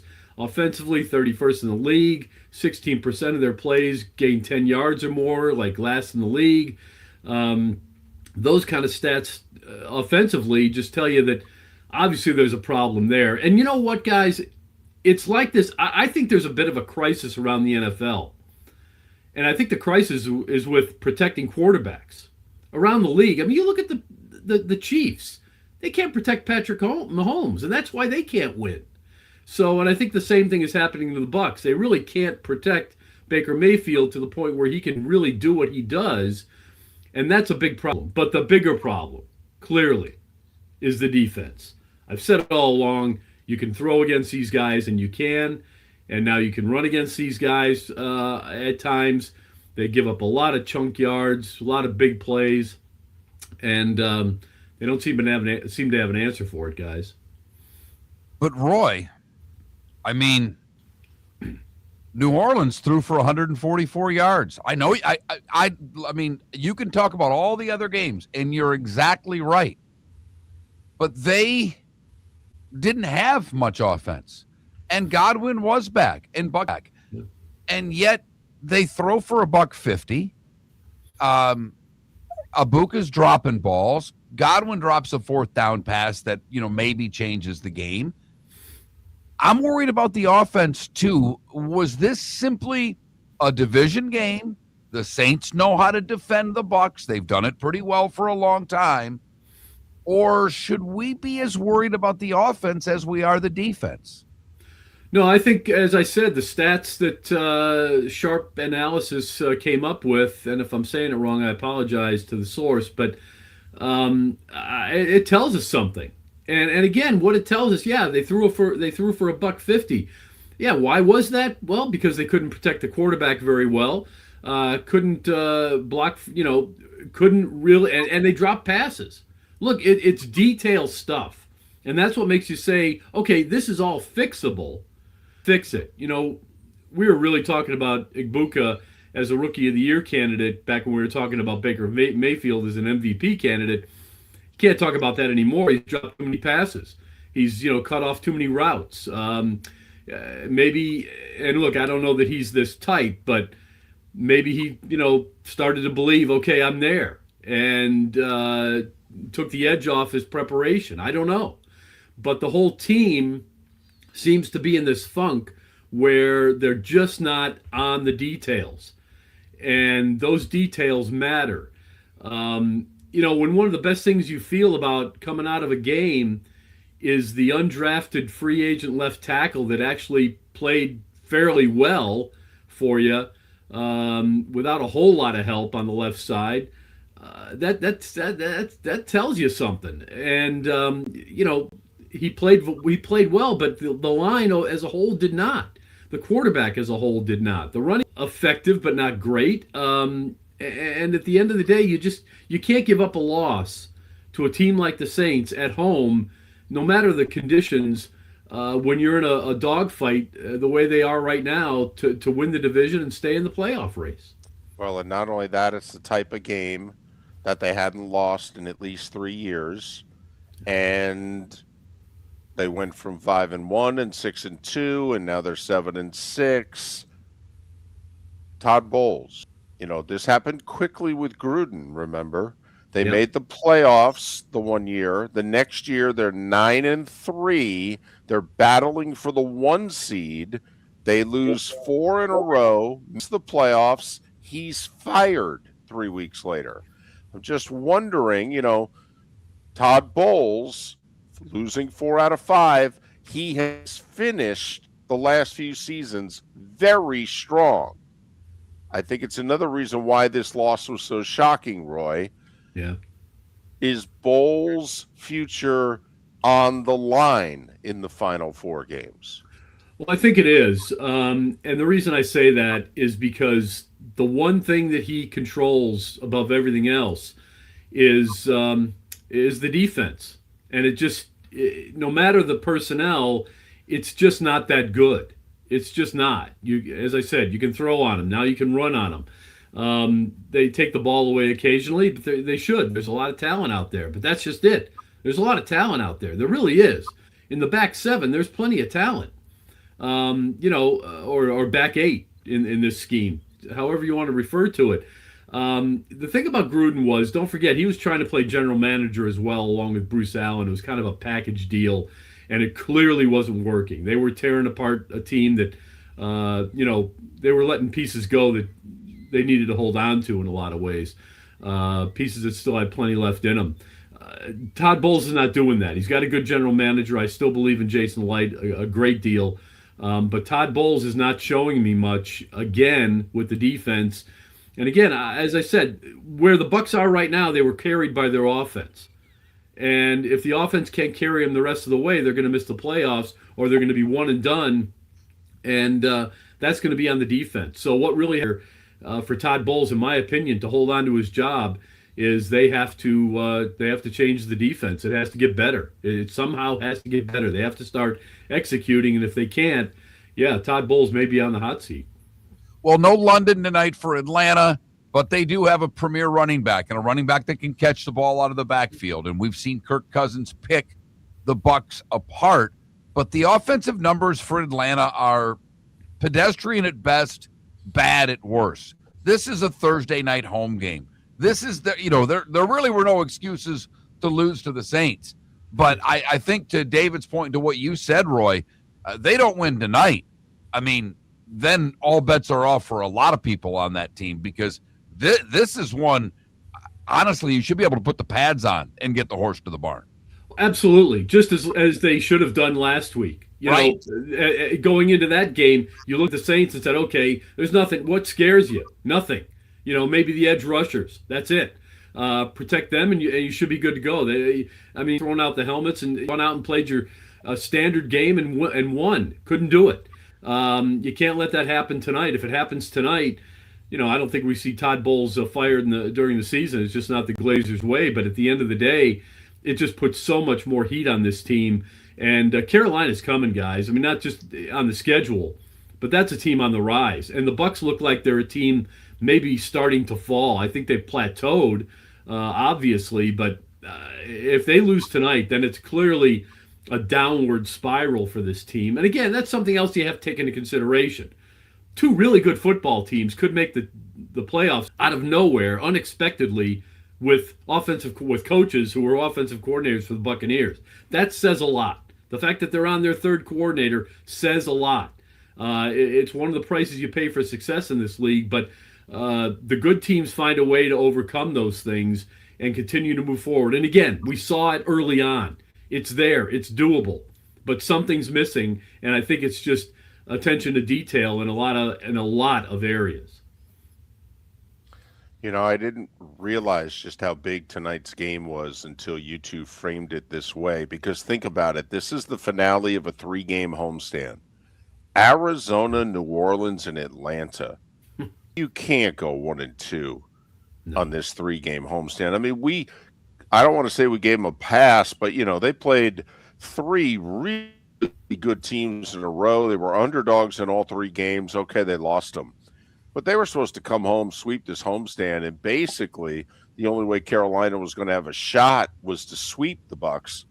And hell, now it looks like, I mean, they win the division by splitting with the Bucs. I mean, this is, you could argue in many ways, Roy, this is the biggest game of Todd Bowles' tenure. Yeah, it's been a collapse. There's no doubt about it. I mean, the Bucs look like a house of cards, and you know, you can blame it on injuries, and look, that's legit. You know, nobody wants to lean on it, but it's legit. But at the end of the day, they're not that banged up on defense. They just aren't, and that's where I mean, you know, go out and hold somebody to 10 points, boys. I mean, you know, Warren Sapp and Derek Brooks and John Lynch and Rondé Barber used to have a saying: "Give us 19 and we'll take care of the rest." That's asking a lot of a defense. Give us 19 and we'll take care of the rest. This defense, you can't do it. It's more like give us 28 and we'll take care of the rest. That's hard to do in the NFL. Roy, Cummings. Gotta say that we talked about it before, but that Chicago-New York game, and I know your team won and David's lost, but man, those unis looked good last night. Boy, it was beautiful, wasn't it? And look, for a Blackhawks fan, a good game after coming off 2 horrible losses, a combined 13-1 score against the Blackhawks. They looked great last night. You got a young star in Bedard. Keep smiling. He's Roy Cummings, covers the Bucs, Pay News 9 and Miller and Moulton. Follow him on X, R Cummings FHCN, R Cummings FHCN. Roy, all the best. Enjoy the game tonight. All right, guys. Thanks. Your roof is your home's first line of defense. At Pelican Roofing of Florida, Ronnie John and their team bring years of experience to protect what matters most, your family and your business. From residential repairs to large-scale commercial roofing, we deliver honest work, fair pricing, and quality you can trust. An upgrade on your roof can lower your insurance costs. Don't wait for a leak to turn into a disaster. Call the experts at Pelican Roofing today. 1-866-9-PELICAN. That's 1-866-9-PELICAN. Online at PelicanRoofingCompany.com. CCC 1332512. Let's talk the big differences between Floor Meisters and the big box store that sells flooring. Floor Meisters is family owned. They do flooring, not doors, nuts and bolts, or weed killer. They specialize in it. They know it.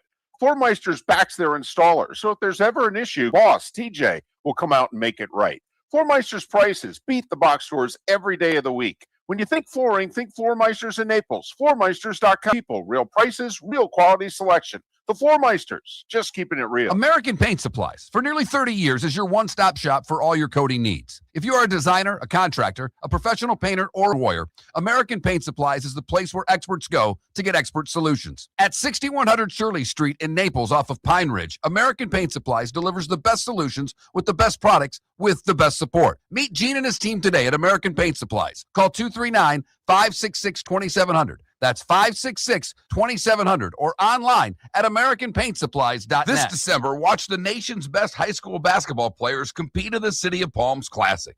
Fort Myers will once again welcome future college and NBA stars as they square off at Suncoast Arena from December 18th through the 23rd. Come see Southwest Florida's own Bishop Verreau versus Barron Collier on Sunday night, December 21st. For tournament information, please visit cityofpalmsclassic.com. Lee County, building a better community through business, sports, and tourism. This is Miller and Moulton.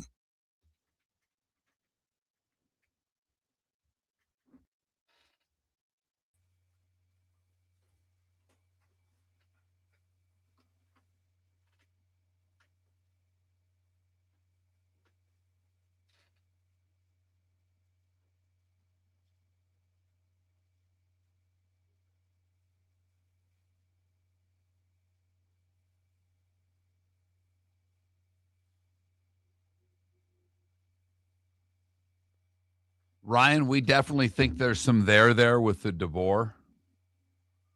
And Puck, to answer your question, no, he attacked my child. I don't ever need to see that person again. No.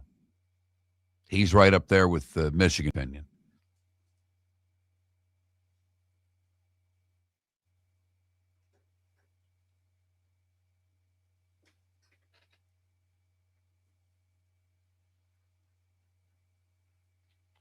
And Sonny, to compare Sharon Moore to Tiger Woods, come on now. That's such a reach, dude.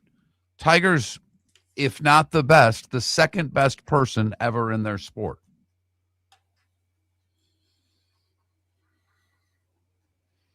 I don't believe so, Captain. Anybody that I know, at least.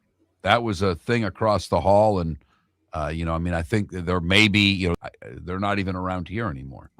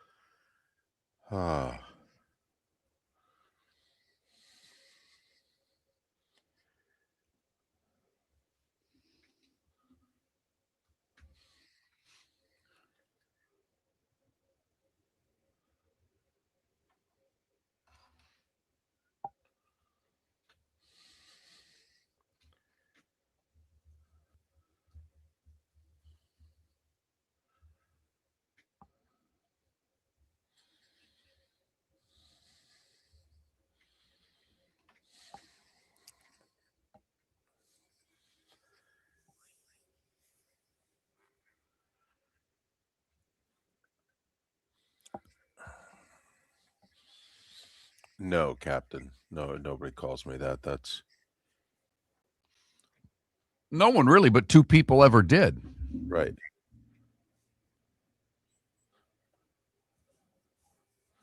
And their show doesn't exist anymore, and I haven't been a regular on that show in 20 years.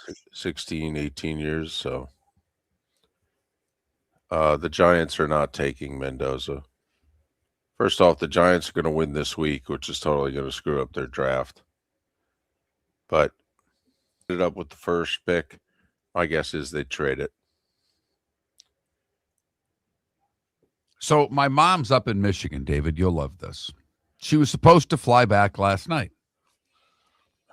I text her at like 4:30. Hey, need to send me your flight info so I can pick you up. Oh, my flight got canceled. I'm coming in tomorrow. You think, just maybe you might have wanted to let me know. Wow. What's really funny is I'm going to be somewhere when she lands, and she's going to text me. I'm going to say, I'll be there in a minute. Mm-hmm. I promised my daughter I would take her to her school's basketball game because one of her friends plays, and she wants to see her friend. And I'm like, yeah. So I'm going to a junior high basketball game tonight, everyone, that my kid is not playing in. Nice. And by nice, I mean, can you sneak into the car in the parking lot and drink like you used to be in high school? Whew. Okay, Ryan, and I say this respectfully. When would the Alabama fan base not lose their mind? By the way, if they lose to Oklahoma, are you sure they're going to lose their mind? I will say if they beat Oklahoma and it comes out, they'd be angry. Yeah. But just so you know, if they lose to Oklahoma. Back to Miller and Moulton. Text the guys what's in your mind at 21,000. That's 21000. And now, here's David Moulton. 21 minutes past the hour. Thanks so much for being with us. JP Shadrick will join us in about 40 minutes' time. One dominant story today, obviously. Sharon Moore's demise at Michigan of his own doing. Then, thankfully, the tragic part of the story didn't happen. Sharon Moore threatening to harm his wife, threatening to harm himself, breaks into his mistress's place, threatens to harm her. Eventually, he's apprehended. He's facing a bunch of charges. Hopefully, he can get his life together for the sake of his wife and 3 kids. And whether the wife remains the wife or not, the 3 kids. I mean, there's a couple layers to this story. But if we could be so callous, since we're just a sports show, and only talk about the ball side of it. Mark, I'm going to make you the AD at Michigan, since you have the current one being fired because he of the should be. cover-up. All right, I'm going to repeat this because I don't think everybody was listening at 6. I'm a Michigan, and I know everybody knows where I went to school and my wanting them to lose often, okay? But remember, I hold this institution in incredibly high regard. I have plenty of friends who graduated with their law degrees, their medical degrees, their masters in business from the University of Michigan. It's not a good school. It's a great school. And there was a time when being a Michigan man meant something. I don't think that's the case anymore, because everything that I now know and the digging that I did, they knew about this for weeks. And yet they waited until after signing day to fire Sharon Moore. It begs the question, if he would have beaten Ohio State, would they have even bothered to do so? Well, So I don't know if Ward Manuel is going to get fired. I don't. I think he should. if I could go further, isn't there reporting in today's New York Post that the reason this came out is because some big money people were the ones to finally find out about it, and they said, this doesn't sit right with us. We're going to stop being big money people unless you get rid of him. And we now know the level of cheating that the Michigan donor stops donating for. It's got to be big time. I mean, just stealing signs, that's okay. That breaking computers, all the other things that have gone on in the last 4 years when this institution sold their soul for a natty, that's okay. This was the straw that broke the camel's back, and not what happened yesterday. Sharon Moore having an affair with a staffer that he, by the way, gave a 50. That was it. So I'm making you. I'm coming out of my cage. I've been doing just fine. Okay. Ladies and gentlemen, the More Killers lyrics. The Killers, Mr. Brightside, is the song that is played at the end of the third quarter before the start of the fourth quarter to get everybody fired up. And Mark has been quoting from that one song. And boy, the lyrics are so compelling this morning, you almost wonder, Mark, if they will stop playing the song for next season. I actually think they have to. And I'm not kidding around. Can you keep play? It started out with it end up like this. I mean, come on, Michigan guy. You going to sing that one before the start of the fourth quarter? It's not just a hype song. It's a way of life. So I'm making you the athletic director. You've just come sweeping in. What are you thinking here? Do you want to try to pluck a big fish away from somebody else who has their big fish, but maybe that person views your job as better for a variety of reasons, and that brings Kalen DeBoer into the fold? Or,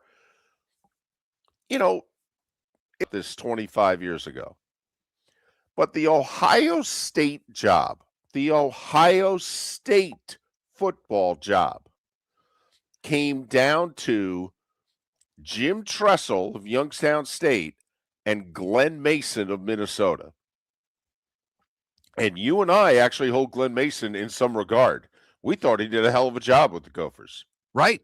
And look at them. I mean, they actually got rid of him, and their program went to Tanked pot for a while until they got PJ Fleck, which is he's done, we kind of always said on this show, know who you are. Right. Know what your expectations should, we believe, is meeting the expectations of what Gopher football should be. Maybe a little bit less. Maybe they'd like one run at the title every 4 or 5 years, and they've not really had that. But if they're winning 8 games, they're doing their job there. I think they'd like to be Iowa So I think they'd like one more level, but yeah, they're not. Put it this way: that he's kept. They go to the bowl just about every year. Okay, so he's kept them above water. Maybe you could hire him. Well, don't laugh. I'm serious now. You're the AD at Michigan. We all know the landscape. We all know the time of year, by the way. Timing. What are you thinking? Where are you going? Like, I mean, is Brian Kelly unthinkable? Wow. That's an interesting name, David, because by all accounts, he's a really good coach and not the best guy. Uh-huh. No, he's a very good coach. I don't know if right now that fits. Like, we kind of laughed, and I think at the end of the day, Penn State got a really good coach, and I've never heard a bad thing about Matt Campbell. Like, I mean, have you ever heard anything bad about Matt Campbell, the person? No, and I have to admit, how many athletic directors are literally crying at a press conference talking about the coach who's leaving? And I say some grief when they spoke about who the next coach should be and the integrity he should have. If Michigan wants to be Michigan again, isn't that integrity thing a big part of who they have to hire? Okay, that's why I'm asking you. I think it is. I think Michigan has stained themselves in a way that they've never stained themselves before. And this started with the Connor Stallions thing, finished with this fiasco with Sharon Moore. So then do you go as, quote, step down? Do you go a PJ Fleck?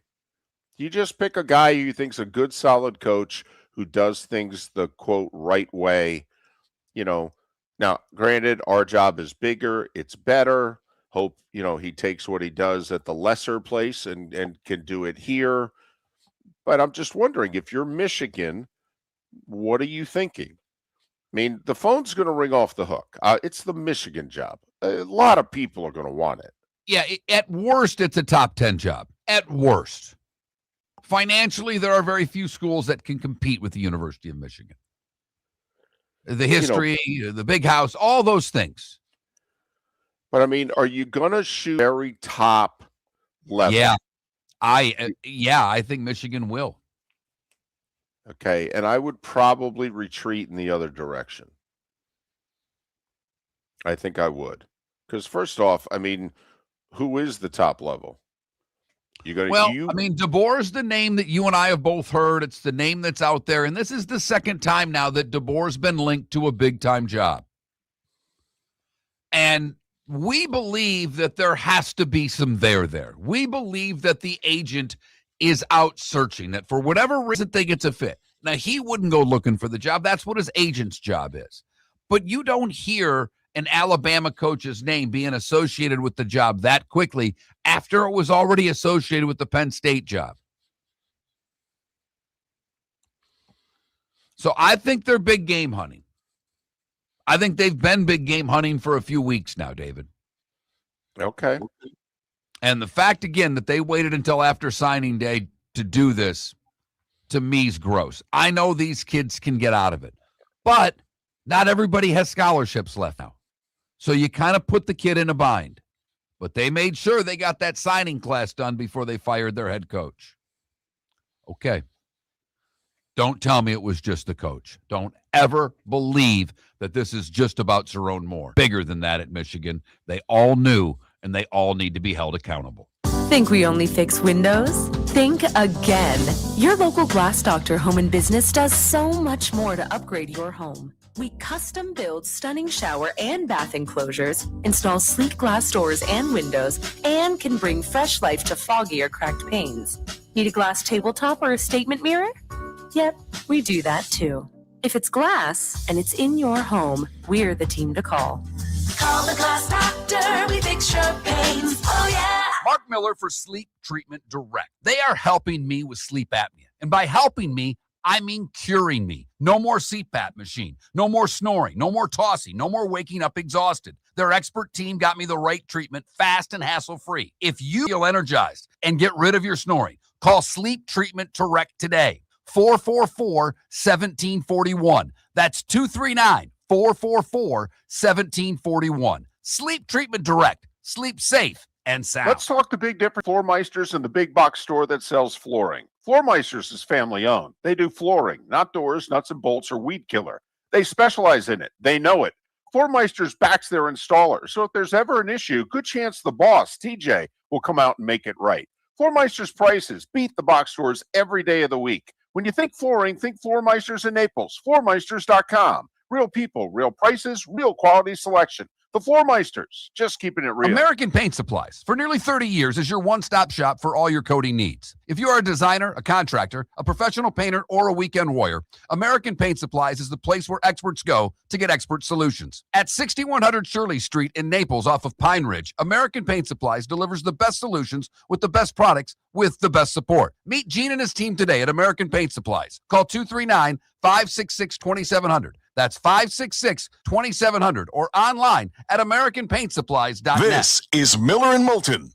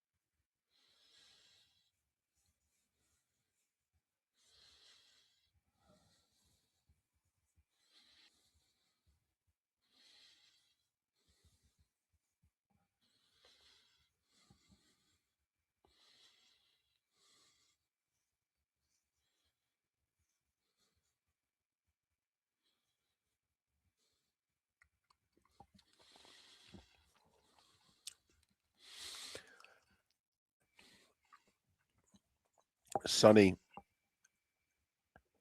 two things. He doesn't play well with others. Don't know if that's important or not.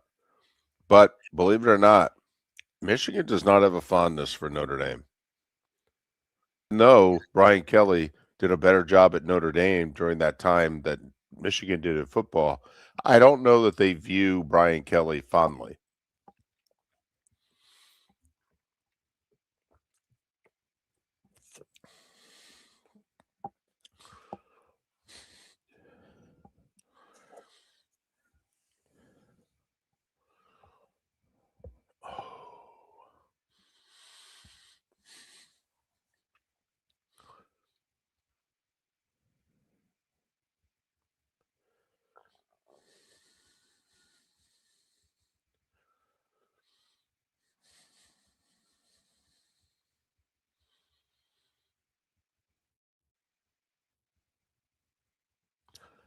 I don't know about Manny Diaz. I'd consider him. I'd interview him. He wouldn't be my first choice. Like, I'd go Jed Fish before Manny Diaz, but that's me. Welcome back to Miller and Moulton. Text the guys what's in your mind at 21,000. That's 21000. And now, here's David Moulton. 22 minutes till JP Shadrick will join us on Miller and Moulton. MillerandMoulton.com, Miller_Moulton on X. Listen, I don't expect to spend this whole segment on this topic, but we started it last segment. I'd just like to throw out a couple of names. Talking, where does Michigan go from here? Would you go Jesse Minter? He was the defensive coordinator under Harbaugh when you ripped off the 3 straight Big Ten titles and the Natty. He's followed Jim to the Chargers. He's doing a very good job.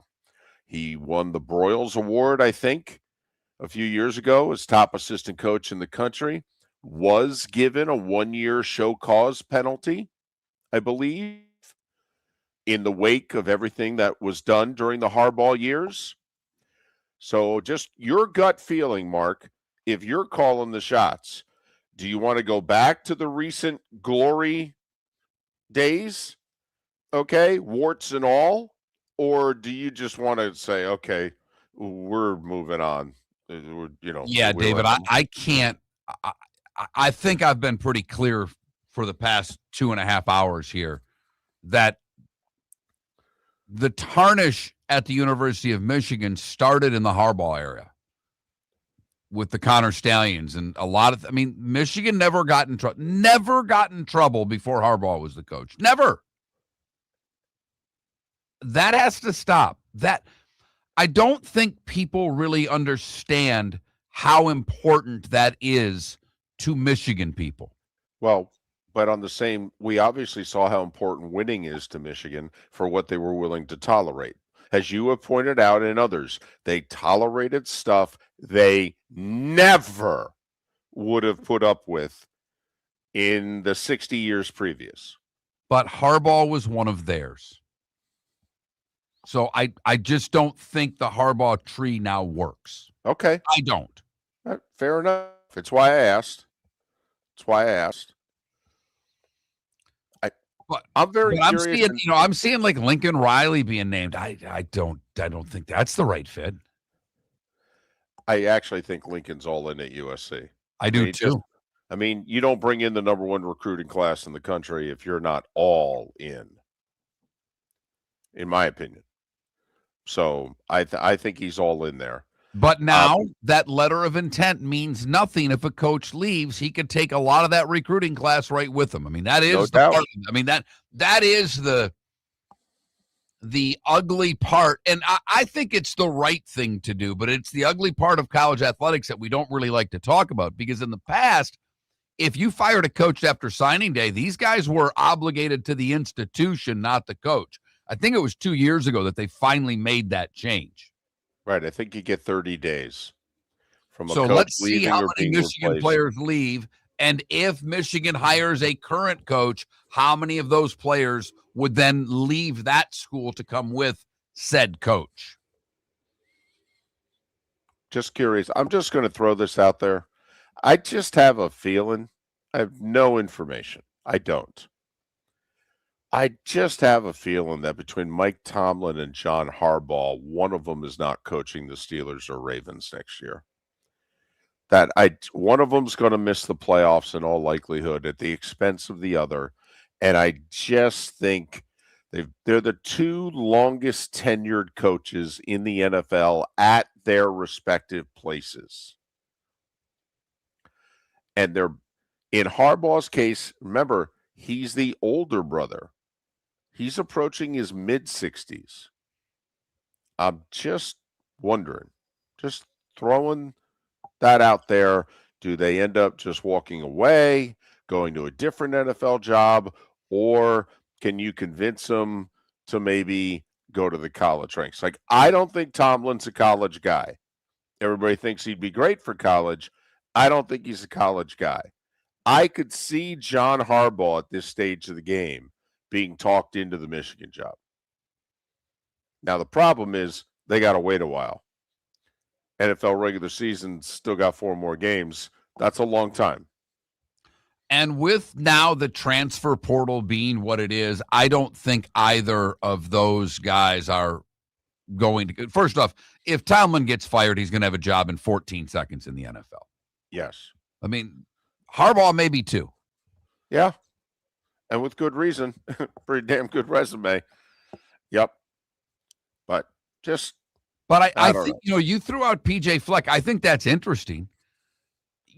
Apparently, obviously there are a lot of coaches who knew about this because all reports are that the agents had known something like this was brewing for weeks. And they're the ones that are doing the work behind the scenes. And if indeed I'm right and Ward Manuel gets fired, he's not getting fired before the coach is hired. It may be next year. He may step down at some point. But I don't see Michigan right now, and I think they should, but I don't see Michigan cleaning house in the athletic department with a head football coach search going on. I just don't see it. That wouldn't make a lot of sense, to be brutally honest. The last time Michigan had a controversy, and it wasn't exactly like this, remember when Gary Muller's demise? Didn't that happen during the offseason? He got into a drunken argument at a bar with somebody, and he lost his job.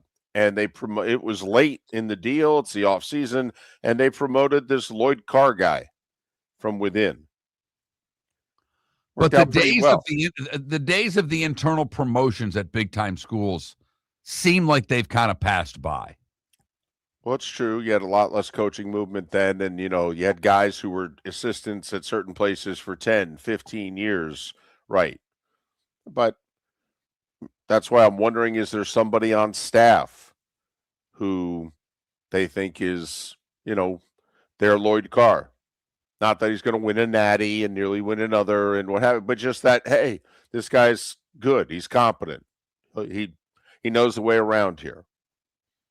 So just wondering. It's fascinating at this date, damn near mid-December, after seemingly the coaching carousel having played itself completely out, and now the Michigan job opens up.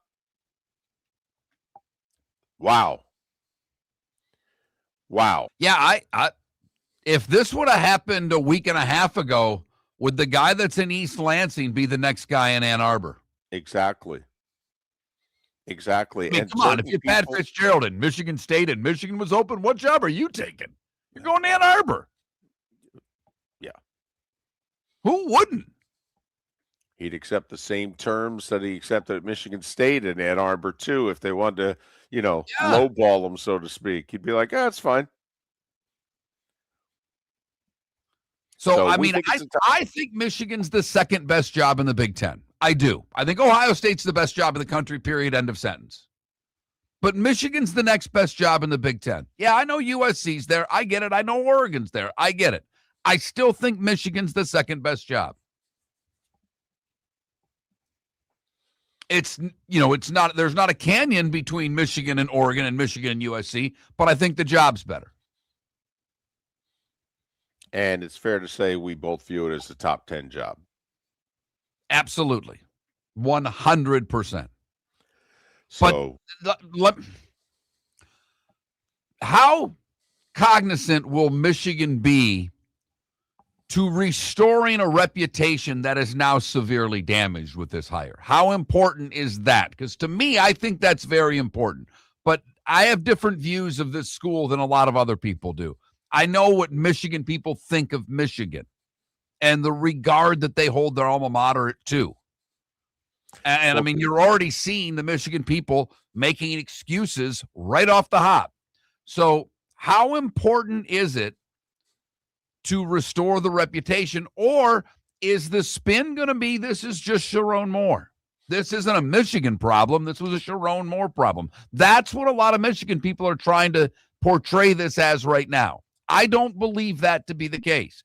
If this was known by agents for as long as it has been and by people on the inside, and the fact that it took donors to say we're going to stop giving money if you don't fire him, I think the problem's bigger than Moore. I think it also the AD, and it could go higher. Maybe I'm wrong. But David, to you, how important, if at all, is restoring the Michigan reputation, if you will? I think it depends on the answer to the question. And I don't know what the answer is, and neither do you. Does Michigan see this as a Sharon Moore only issue? Or does this become bigger than Sharon Moore? If it's bigger than Sharon, then I think integrity and what have you will play a role. And I think they could take a lesser coach who has a sterling reputation and let him grow into the job, so to speak. But if they view this and they are going to blame it all on Sharon, and the faithful are going to accept that, then, the whole pool, I think, is available, Mark, if you know what I mean. The whole talent pool. I'll say this. The longer they let it go on, like the initial reaction was they promoted the interim and they were going to stay with them through the bowl game. I think the more days this has to fester, there'll be more reporting on it. And I think that doesn't bode well to the current people at Michigan. I mean, if I were Ward Manuel, I'd want to hire a coach by 5 o'clock. Exactly. I think, look at one, now the interim coach has to be working nonstop. Forget the damn bowl game against Texas. That is his least concern right now. His biggest concern is keeping the recruiting class and making sure guys aren't running out the door for the portal. Retention is everything right now at Michigan.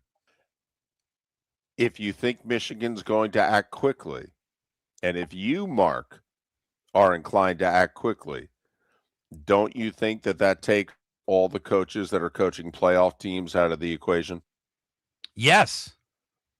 Because we have to wait at least 8 days before our first playoff game. And come on, if DeBoer's the guy and he wins, he can't leave after that. Right. They are favored, by the way. Close, but they are favored. So, to me, if they're going to act in the next few days, they're going to act with a coach who may be coaching in a bowl game, but is not coaching in a playoff game.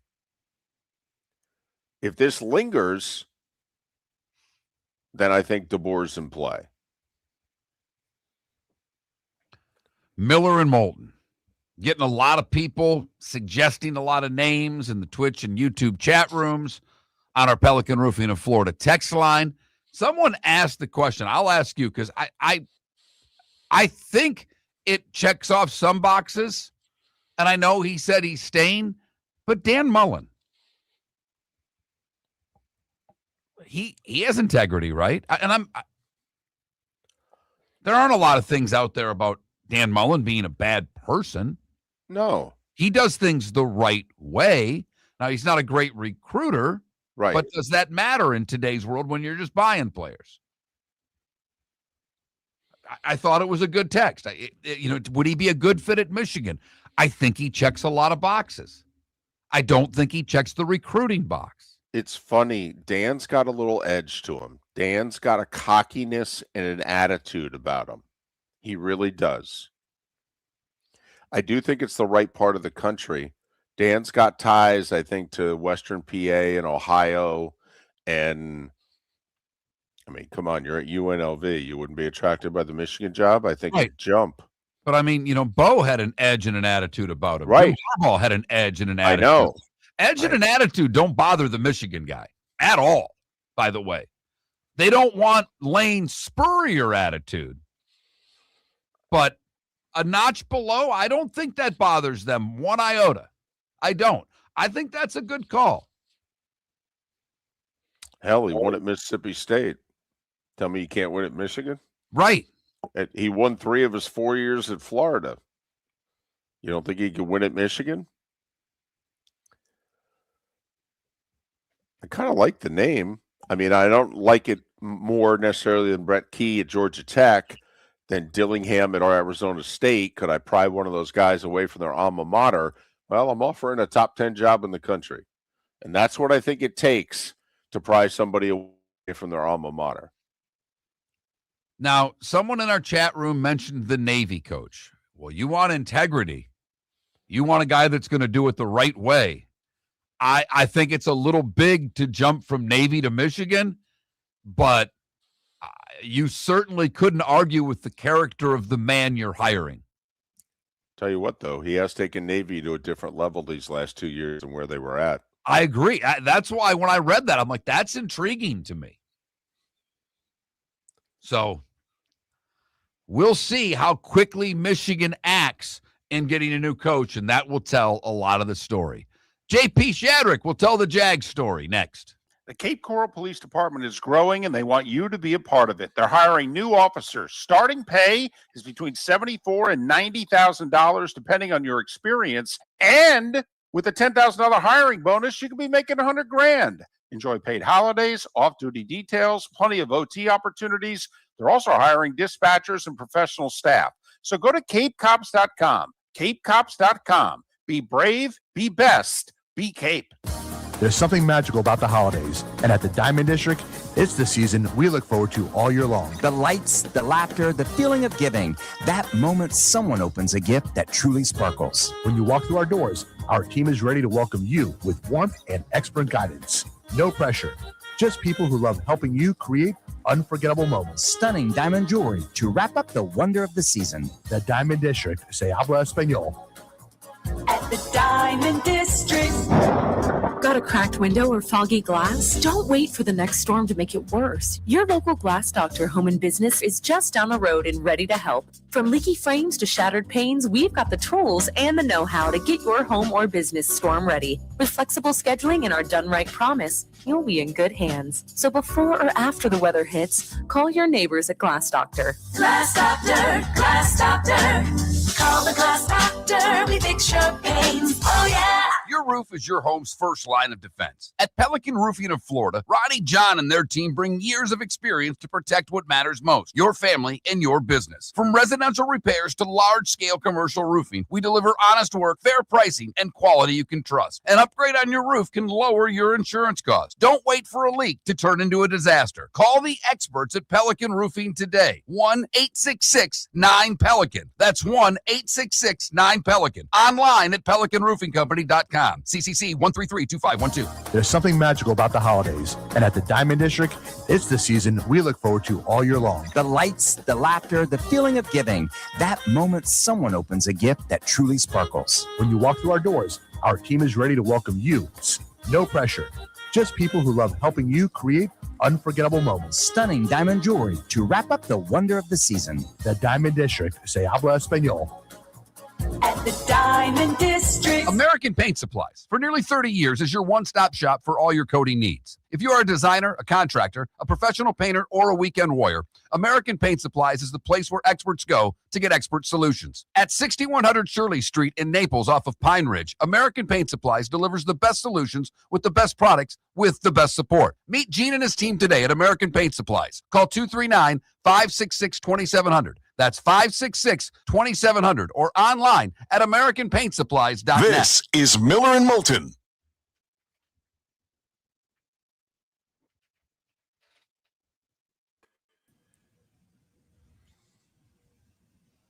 Good morning, JP. Miller and Moulton. Good morning.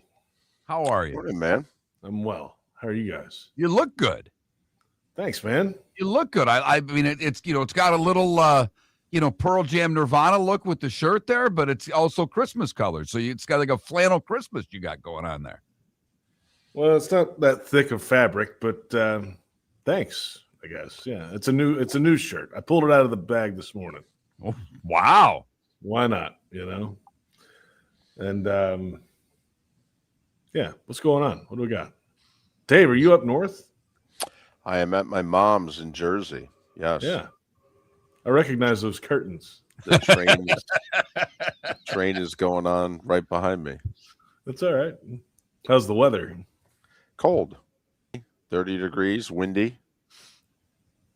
Okay. So But it's windy. hold on. So, Mark, I'm out on a date the other night. We're at a restaurant, St. Augustine, beautiful town, Nights of It Lights. is.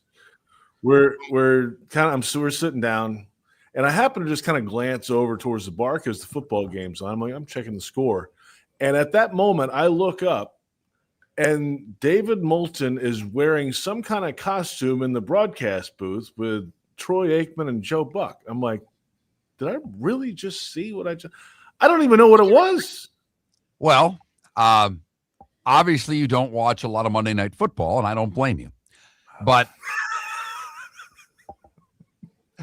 they had a promotion where they run these cartoons on other networks, like the Nickelodeon game. This was ESPN's Disney game, Monsters, Inc., alternate broadcast. Oh, okay. And David was Sully from Monsters, Inc., a costume that he wore, I guess, 4 years ago in a family Halloween with his granddaughter. And, his wife and I are because David does not have any social media other than X. His wife and I are friends on Facebook. And I gave her all the credit in the world because she posted the picture of David holding his granddaughter in the costume. Very cute, That's sweet. 3 years ago. It really was. And then in the same frame, it was that picture, and then Joe, Troy, and Sully in the booth. It was and I don't share it because just there's reasons behind it, but that was just perfect. I love it. And I do remember this is not the first time Dave has worn a costume in the booth. I remember one Halloween time period, he wore like some T-Rex suit or something. That was the same. And it was, yes, that is the same costume. Yes. I've been T-Rex, Sully, and then Sully. Okay. Yeah. It's the third time. Okay. Yep. There you go. It was just like a shock. I was like, actually, it's not really that shocking. It was just like, oh, there's Dave again in another costume. Here's the shocking part, JP, because he was encouraged to do this. Clearly. But he wore it to the production meeting at 9 a.m. He sat in a production room with all of the staffers in that costume. And wore it all day, apparently, from 9 Well, a.m. no, until I go took out it- for lunch in it too. Like, No, I took it off, and it stayed off for about 12 hours, and then I put it as Joe and Troy were on camera doing the open. I was on the other side putting Sully on. By the way, it would have been funny. You're on your date in which you look up and you go, I know that guy. Okay, that buffoon there. Long story. Hope the Yeah. date went well. oh yes.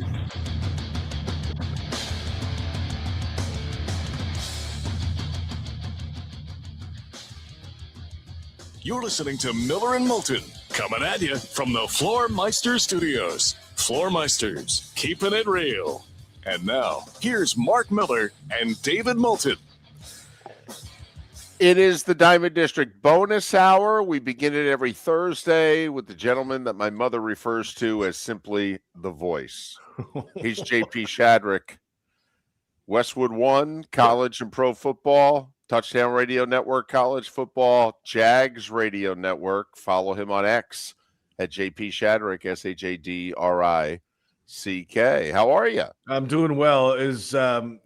Your mother's a sweet lady for saying that. That's very much overselling it. And by the way, are you grounded right now? Are you in like another room? Is she in the other room, like listening right now? She's upstairs watching and listening. But yes, I'm at Mom's house, and this is the best 3-day grounding. And I got grounded a lot, but this is the best 3-day grounding I've ever had. Love that. Yeah, I'm not shocked that you were grounded a lot. That makes a lot of sense as to what happens now. I mean, your approach towards authority sometimes. Right. No, it started at a very young age with my mom, and trust me, if you can resist my mom, you resist authority. Love it. Love it. Outstanding. Hey, this Jags team, they just keep on keeping on. I mean, Jags. Jags. I mean, this thing is this snowball's rolling downhill, JP. And I don't know, are they great at anything, or are they just pretty damn good at everything? They might be great at stopping the run. But when the quarterback goes out in the first quarter for the Colts, they don't have much else left to do except run. And so you can kind of tee off on that. I'm not going to take that away from them. They're number one in the league against the run on defense. They have been for the better part of the season, especially since the bye week. The defense has played a whole lot freer, if you will, in terms of coverage. And they've had some guys injured in that time and just have found a way. On offense, yeah, that's a good question. What do they do well? I mean, Etienne's about to go over 1,000 yards. He's within 100 yards of that. Trevor Lawrence has back-to-back games over 100 rating, and he's only had 3 in a row once in his career. That was in 2022, right at the start of the stretch run then towards the playoffs. So if he has confidence and can throw the ball down the field, then it opens up a lot of other things in the offense that they really haven't had consistently this year. But you know what they're good at is finding ways to stay in games and win. And that doesn't come overnight. I mean, that's been built as the season has gone along. And they've beaten really good teams this year. Like, most of their wins are against winning teams. So you can, at your own peril, write them off or leave them off a tweet of contenders or not put them on the graphic for the number 1 seed.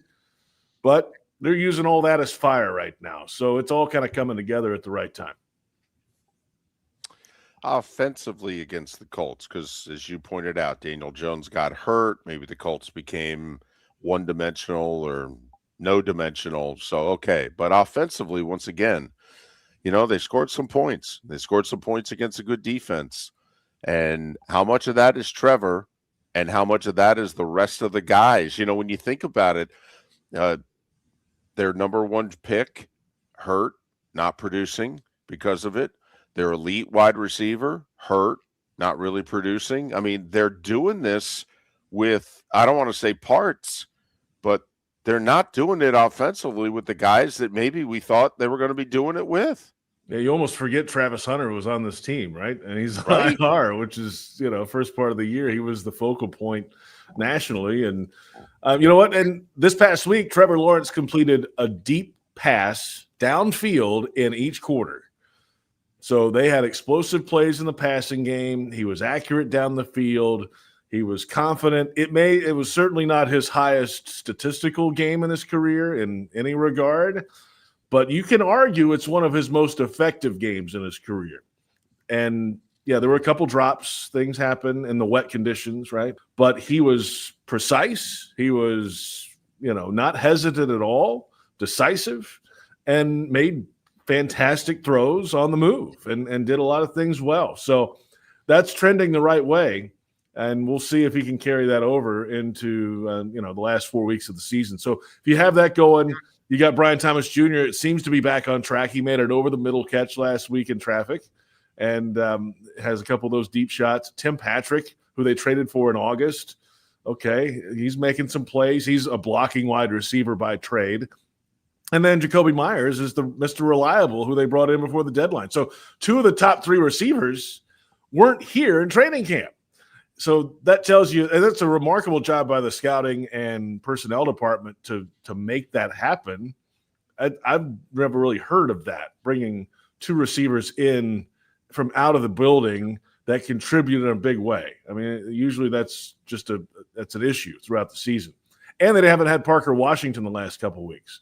When he gets back out there, hopefully in the next week or two, then you have your full arsenal and you can move forward. Well, and they didn't have the tight end for a couple of games too, and he's back, and I think that's a huge part of it. Helps a quarterback out eventually. We all know that. But I think the one, constant through all this, we can talk about the offense, the defense, this head coach, it all stems from Liam Cohn. And as you look back just from this point in the season, I don't know if you can pinpoint one thing, but you've talked about, since we've begun the season and talked to you weekly, you've just talked about the building and the attitude and I guess his expectations. Is there something that, if you could pinpoint a thing or two, when you look back on what he's done, that's been the most important? I think just maintaining the consistent message. A lot of coaches say that, and, that's fine. But he's really kind of just been the same steady guy. Now, behind closed doors, he'll have some moments, I'm sure, but he's real with this team. He's not going to sugarcoat anything. He'll lay out the good and the bad, and I think that's pretty appreciated in that locker room. And he's close to their age. I mean, he's just turned 40 years old, so a little different dynamic. He's got a little chip on his shoulder too, which I think that opens some eyes in the building and in the locker room. Just go back to the San Francisco game when he tried to go after the defensive coordinator of the 49ers after the game for calling him out for, reading signals and things before the snap. I mean, that kind of aggression and chip, okay, in the short term may not be, let's just kind of avoid some of that stuff. But it tells you the kind of fighter that he is. And I think that carries a lot of weight. And I don't know if that was the moment. I don't know if there is truly one moment to answer your question, Mark. But I think it's just a series of things that have built as the season has gone along. They found some success. They keep hearing his message. They keep seeing his personality. And it just kind of has morphed together. And here we are in December. He's got a chance to be the third Jaguars head coach to win the division in his first year. Marrone did it in 17, Peterson in 22. Now Liam Cohen on the verge of it in 25. Listen, Marrone and Peterson did have their moments, and other coaches had their moments too. But I don't know how many coaches could have had their team recover from that Houston debacle. I think it's the second worst loss of the season, JP. The Giants collapse against the Broncos in the late fourth quarter. That, to me, is the number one loss of the year. But the Jaguars blowing the 29-10 lead in Houston, never mind what it's done to Houston. Houston would have been dead and buried, and now the irony that the Jags are going to have to hold off the Texans. But to me, JP, whatever he did, they seem completely unfazed by the second worst loss of the year. Yeah, that's an excellent point. I mean, if there's a point, and Mark, I probably whiffed on this one. I think you set me up on a tee, and I just swung and missed because David just hit it out of the park. That was the game. I mean, that was it. They stunk against a backup quarterback, and the defense, who we just talked about earlier, let them down and didn't win the game. And they let off the gas. But to the same point I was just saying, hey, the message didn't change. Hey, we've just got to figure out how to finish these games. We can't have that happen again. He didn't freak out. He didn't go make everybody run laps. He didn't do any of that. And in fairness, sorry to interrupt, but as someone who now lives in Jacksonville, JP, the city freaked out. The media who covers the Jags lost their minds. People who have covered them from day one went on TV, radio, and in print and basically said, same old Jags, they suck, nothing's different.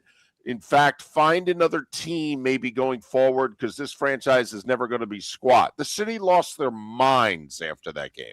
Everybody's looking for a viral moment now. There's some of that too. I mean, that was their moment. So that's fine. Well, the rest of the season might be the Jaguars' moment. And they rallied off that and have figured it out. It seems like they're not going to let up at all, and they haven't lost since then. They've found ways to win every single game and have dominated throughout. So if that's what it takes, then that's what it takes. And other than the Cardinals game, which was close, they stepped on the other team's throat and they didn't let them up. And yeah, they're supposed to win And I think, like you talked about at the beginning, Daniel Jones gets hurt. Well, they didn't, obviously you don't feel sorry for an opponent, but they didn't let their foot off the gas and say, oh, we got this now. Daniel Jones is out. No, they kept on and destroyed them. And I think that's a great message leading into a game against a Jet team that looked like they quit on Miami last week. So I can't imagine a team quitting 2 weeks in a row. They're going to come out and play hard. This is just a matter of a better team stepping on their opponent's throat and never letting them have any air. And I think that's what they've done since that Texans game. It's like the Tennessee game a few weeks ago. I mean, the Jags got up big on them early and just didn't let them up. And that was it. That's all. If this game goes into the third quarter, fourth quarter, kind of tight, there's hope, whatever. No, that's bad. And, it's a similar setup because the Jets are really good on special teams, too. They have 3 return touchdowns this year, 2 on punts. And the Titans had the same thing with DK. So you had to be careful with that. And he had a couple of longer ones. So careful. Don't let that thing beat you and get a rally going. But they're on the third quarter. They are on offense. They're not very good. They've had 2 takeaways on defense all year. They're on a historic drought level. No interceptions this year. I mean, it would be the fewest, clearly, because it's 0, since they started tracking it in 1932 in the NFL if they keep on this pace. So this should be a game that the Jaguars can go handle easily. It should be. If you're this good of a team, you go handle this game. He's JP Shadrick, Westwood One, Touchdown Radio Network, Jags Radio Network. Follow him on X at JP Shadrick, Shadrick. Enjoy the rest of your week. Have a good day Sunday. Yeah, thanks, guys. Always a pleasure. Enjoy Jersey. Dave, Mark, enjoy the studio, and we'll talk to you again next week. Absolutely. Get your tickets for Widespread in March. Don't miss that show in St. Augustine, JP. 3 shows, Mark. 3. Your roof is your home's first line of defense. At Pelican Roofing of Florida, Ronnie John and their team bring years of experience to protect what matters most, your family and your business. From residential repairs to large-scale commercial roofing, we deliver honest work, fair pricing, and quality you can trust. An upgrade on your roof can lower your insurance costs. Don't wait for a leak to turn into a disaster. Call the experts at Pelican Roofing today. 1-866-9-PELICAN. That's 1-866-9-PELICAN. Online at pelicanroofingcompany.com. CCC 1332512. The Cape Coral Police Department is growing, and they want you to be a part of it. They're hiring new officers. Starting pay is between $74,000 and $90,000, depending on your experience. And with a $10,000 hiring bonus, you could be making $100,000.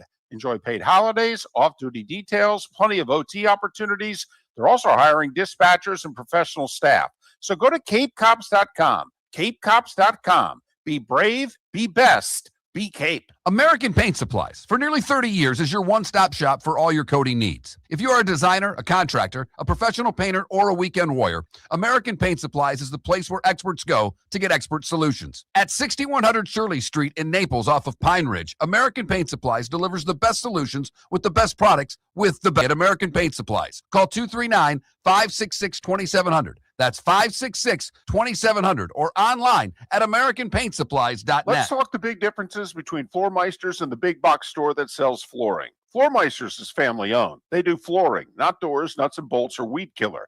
They specialize in it. They know it. Floor Meisters backs their installer. So if there's ever an issue, good chance the boss, TJ, will come out and make it right. Floor Meisters prices beat the box stores every day of the week. When you think flooring, think Floor Meisters in Naples. FloorMeisters.com. Real people, real prices, real quality selection. The Floor Meisters, just keeping it real. This is Miller and Moulton.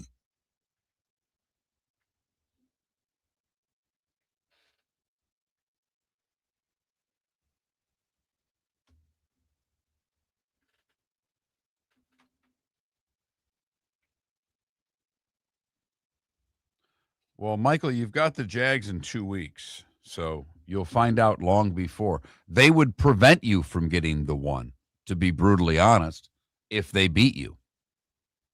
It's in Denver. Denver should win because they're the home team, but you play them long before the playoffs.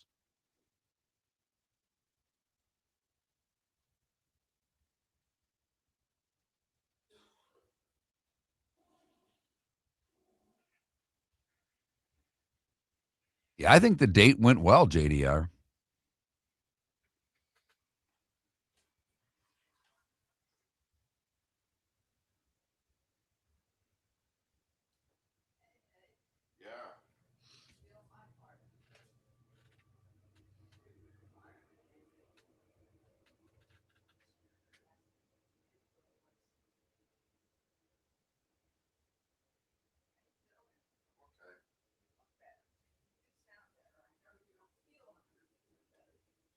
I do feel better.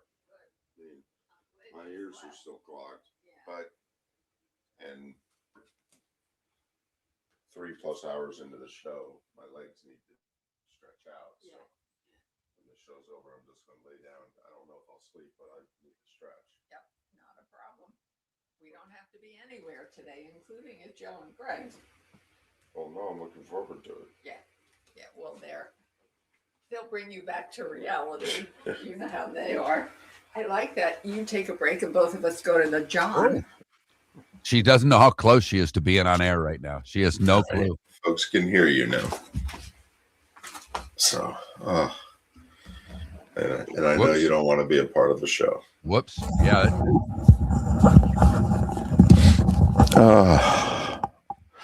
Aurora says good morning to me and you. And Aurora, my mom, goes back.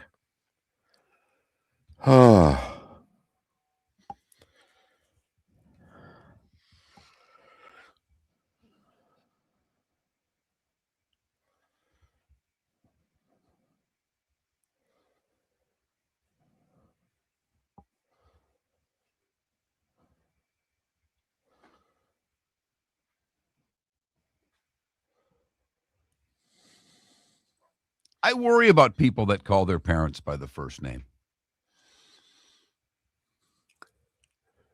There are people that do that. I don't like that at all. Drives me nuts. I think it's incredibly disrespectful.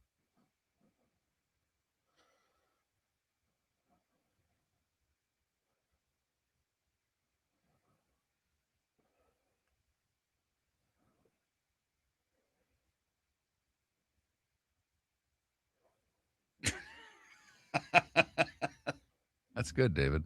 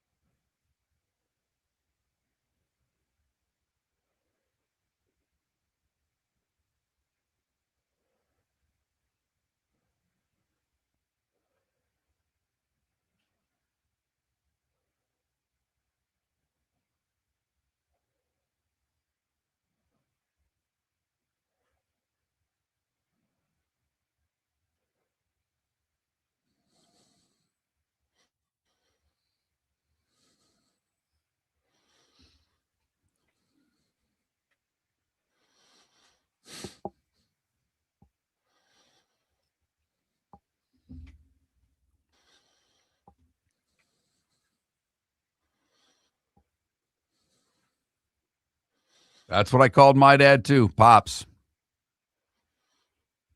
Once I got a little older. I mean, it was always Dad, but once I got a little... By the way, speaking of potatoes, the potato rice are absolutely necessary.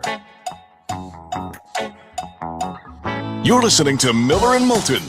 And now, here's Mark Miller and David Moulton. 21 minutes past the hour. Miller and Moulton, millerandmoulton.com, Miller_Moulton on X. Good, bad, and ugly. What's on tap? Today was the day when. Coming up in a little more than 15 minutes' time. Whether it was Roy Cummings or JP Shadrick, if you ever miss any of our guests or any of our segments, download the show, millerandmoulton.com, millerandmoulton.com. All our guests joining us on the American Paint Supplies Hotline, your one-stop shop for all your coating needs. I may have to listen to the first 15 minutes because I don't remember much of it, David. I think I had a bit of an out-of-body experience. You let it rip. I did. Let it rip. I'm tired right now, and I think that's why. I may need a nap today just because of that. For those that missed it, you may want to download the beginning of the show. It was an all-timer for Mark. He is angry with the University of Michigan. Angry with them. I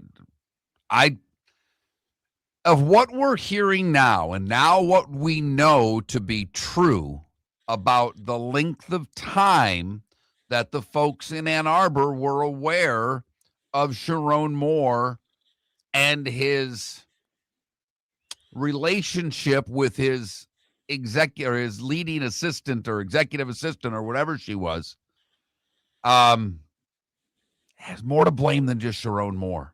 And right now, Michigan's trying to make this a one-off, that it's just Sharon Moore, that there's nothing else there, that it's just the coach. Well, if they knew for that long and they let this coach continue to be the head coach through signing day, that's on you, Michigan. That's on you.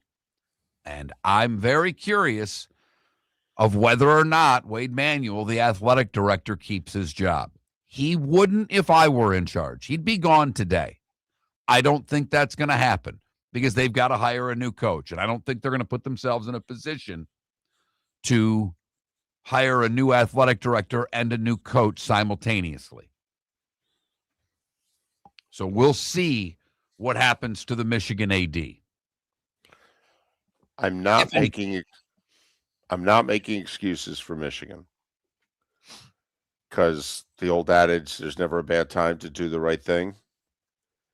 But so do you just fire him after the Ohio State game? If you knew right around then, the recruiting class be damned, the portal, be damned, the whole deal. You got to do what you got to do. It's the right thing to do. If it was any other employee at the university, they'd be fired. Therefore, you're fired, and this is going to really cost us as a football program. It's really going to cost us. Although, who knows if they had done that, if they'd already have a new coach, and who'd it be? I wonder, just with the loss and the way that team looked and the fact that Underwood didn't get any better this year, I think I said it, at least, if not the Monday after the Michigan game, but certainly that week, that I thought he started the year on a really warm seat anyhow. Before we knew any of the infidelity and the assistant and all the rest of the stuff. But I thought he was going to be on a really warm seat to start the year. So I wonder who it would have bothered, really and truly, if they would have done it the day after the Ohio State game. I don't know a Michigan fan that would have bothered. In theory, if they knew, they could have fired him with cause then. Exactly.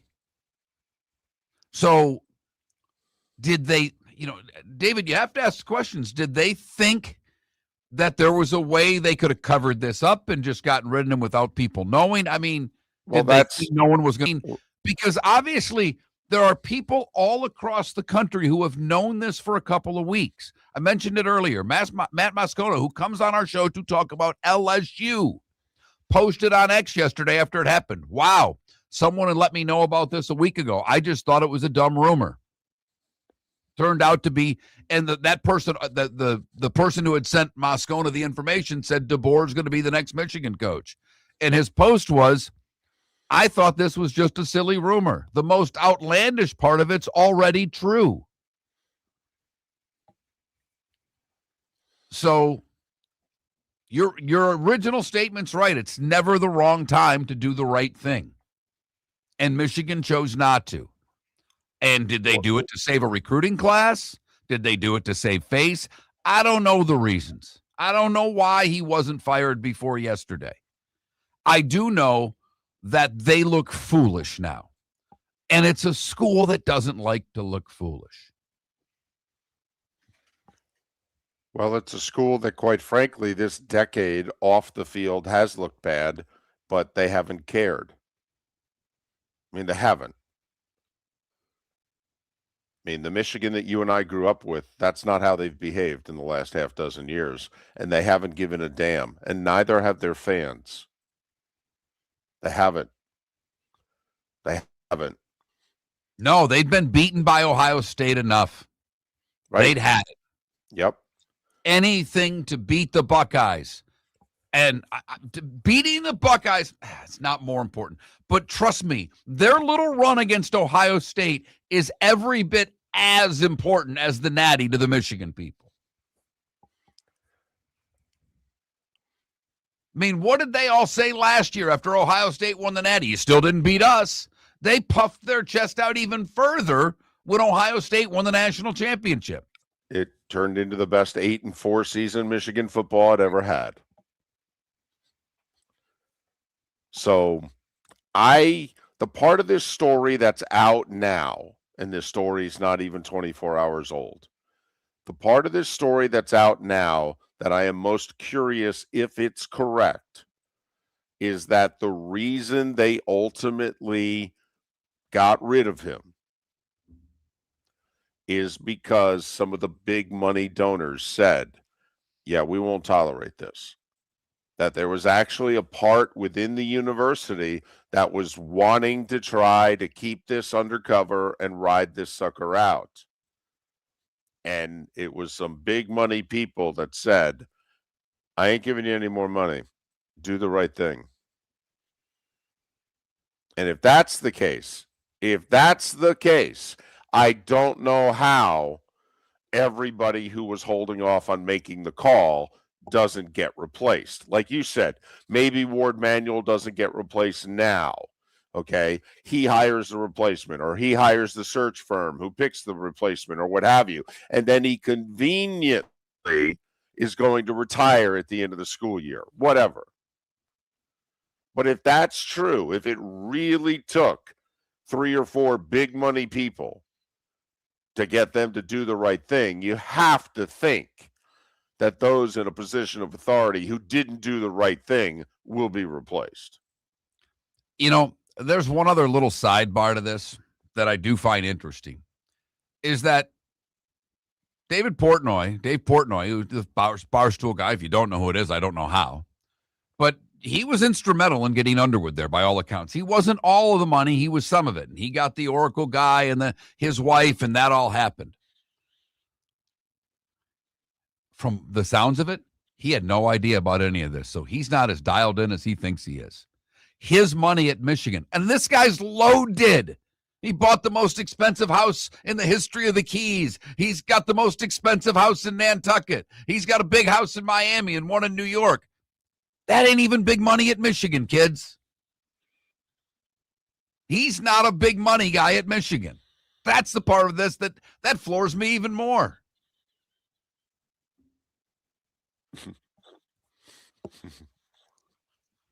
That's the kind of money Michigan's got, everyone.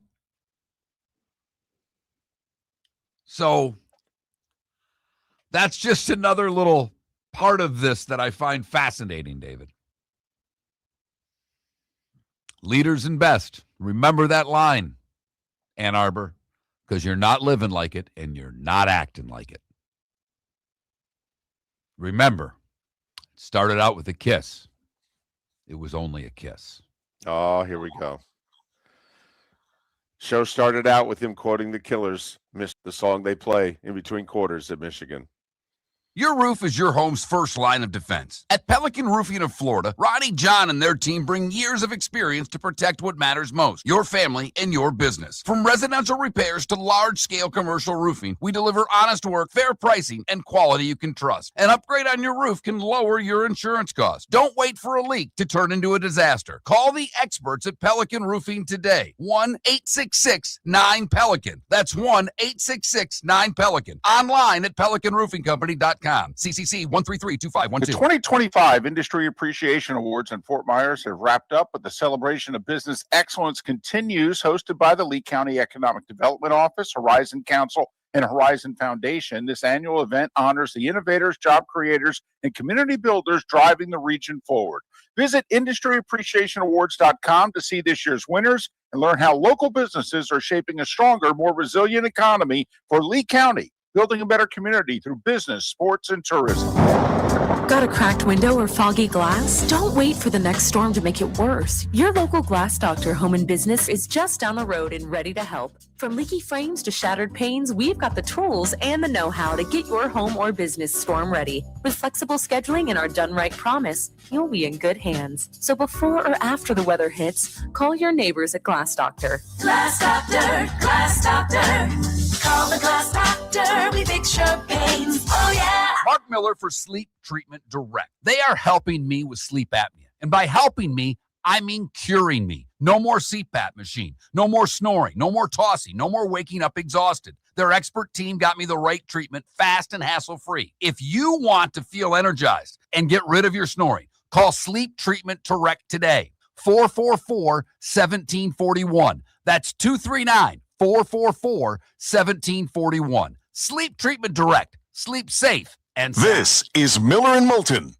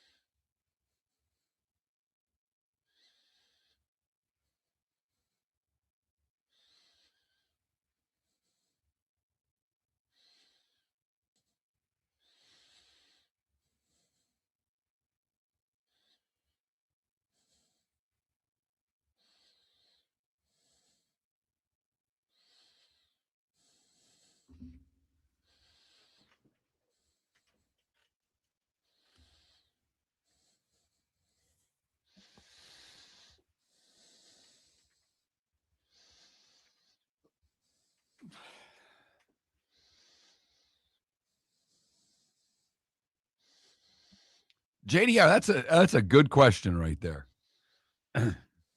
David, you need to, I know you're reading, but you need to look at that. That's a hell of a point by JDR. She lets that go.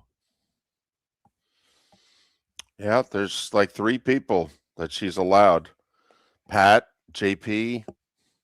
I think that's it. I don't think there's a third. No. God, I don't know why I'm thinking of this, but just the Seth, 2 Jews on Christmas. Do you remember the comedian we had in the afternoon who thought because of your name you were also Jewish? He was a Jewish guy, and he went on about a 45-second rant, if you will, about you being part of the tribe. Yes. Oh, my God, was that funny? Named David with a big nose, so I was Jewish. Yeah, and he just went off. Oh, my God, was that? And you're like, I'm not Jewish, and he couldn't believe it. That was so funny. Yep. Welcome to the bonus hour, brought to you by Jason and Todd at the Diamond District. And now, here's Mark Miller and David Moulton. 22 minutes. So we're done for the day. Miller and Moulton, millerandmoulton.com, Miller_Moulton on X. Thursday Night Football tonight. Falcons and Bucs.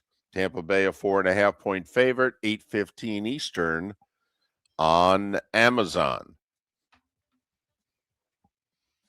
Hoping to see more of Herb Street's dog. Don't think we get enough of it. So a Detroit sports news guy works on WJR, the biggest, talk station in that town, has been for damn near 100 years, and then works for one of the TV stations. Took a picture of Herb Street and the dog on the field and said, am I the only one that's bothered? And kind of had a little rant. He goes, I know I'll get it for this. Oh, my goodness. And this guy's like well-liked there. He got attacked by his own listeners. I thought besides, you and I and our ex-producer John Cassio were the only ones that ever said anything like that. He did it publicly, and he got crucified. People love pets. People love pets. Whether it's your first pet or the one you get 2 minutes after your first pet dies. Right. It's that time again, nearing the end, but not quite there yet. Here's Mark Miller with Today Was the Day When. The Mayflower, the Pilgrims come ashore at Plymouth Bay today in 1620. Happy birthday, Indiana, 1816. Indiana becomes the 19th state of the Union. The first dental use of nitrous oxide was today in 1844. While I think I know the answer, I'll ask the question anyhow. Ever done a whippet, David? No. All right. I guess that makes just one of us. Today in 1934, Bill Wilson takes his last drink of the hard stuff. The following year, he would found Alcoholics Anonymous. Today in 41, Hitler declares war on the United States. Brought us into the European conflict. 1961, Elvis's Blue Hawaii album goes #1 and stays there for 20 weeks. I went out of order here. I don't know how I did because I missed the Blue Hawaii thing. 51. I'm going back 10 years. Then I'm going to go back 10 years, up 10 years again. So 51, DiMaggio retires. 61's Blue Hawaii. And also, the first helicopters in 61 arrived in Vietnam. Their assignment was to airlift South Vietnamese army troops into combat. The Lufthansa heist was today in 78. If you're not from the New York area, you probably only know about it from Goodfellas. It's all true, and it happened today in 1978, considered one of the greatest robberies in U.S. history. 1980. Maybe the greatest mustache in television in history made its debut on CBS. Magnum P.I. today in 1980. I was never into it. I don't know if it was the day of the week that it aired or what have you, but I never got into Magnum. I know I know Tom Selleck from Blue Bloods. Yeah, but come on, you were aware of No, him. yes, It was a monster. And then he had some terrific movie roles and had success in movies. But his television success, I wasn't a part of his success. Right, and then the next generation saw him as like the character he did on Friends. Right. Today in 81 would be Ali's last fight. He would lose to Trevor Berbick in the Bahamas. Yeah, he fought 3 fights too many. Absolutely. At least. Today in 1987, David, Wall Street is released. Greed is good. And thank you. Blue Horseshoe loves Endicott Steel. That's what I was looking for. Chris Winkie won his Heisman today in 2000. He was 42. Joe Sakic scored goal 500 in 2002. It's funny. Matt Leinart took his ballroom dancing class to the Heisman today as he won it in 04. That was the only class he took that year at USC. First semester, ballroom dancing. Then he was able to graduate after leading USC. Madoff arrested today in 2008.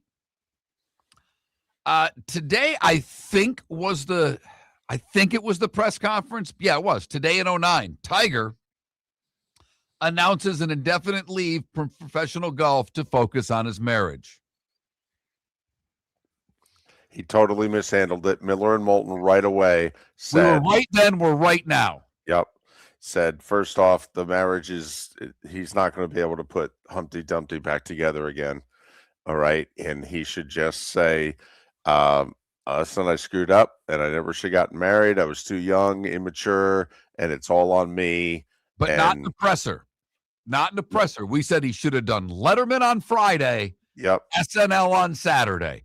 And there's no more jokes. The jokes are over.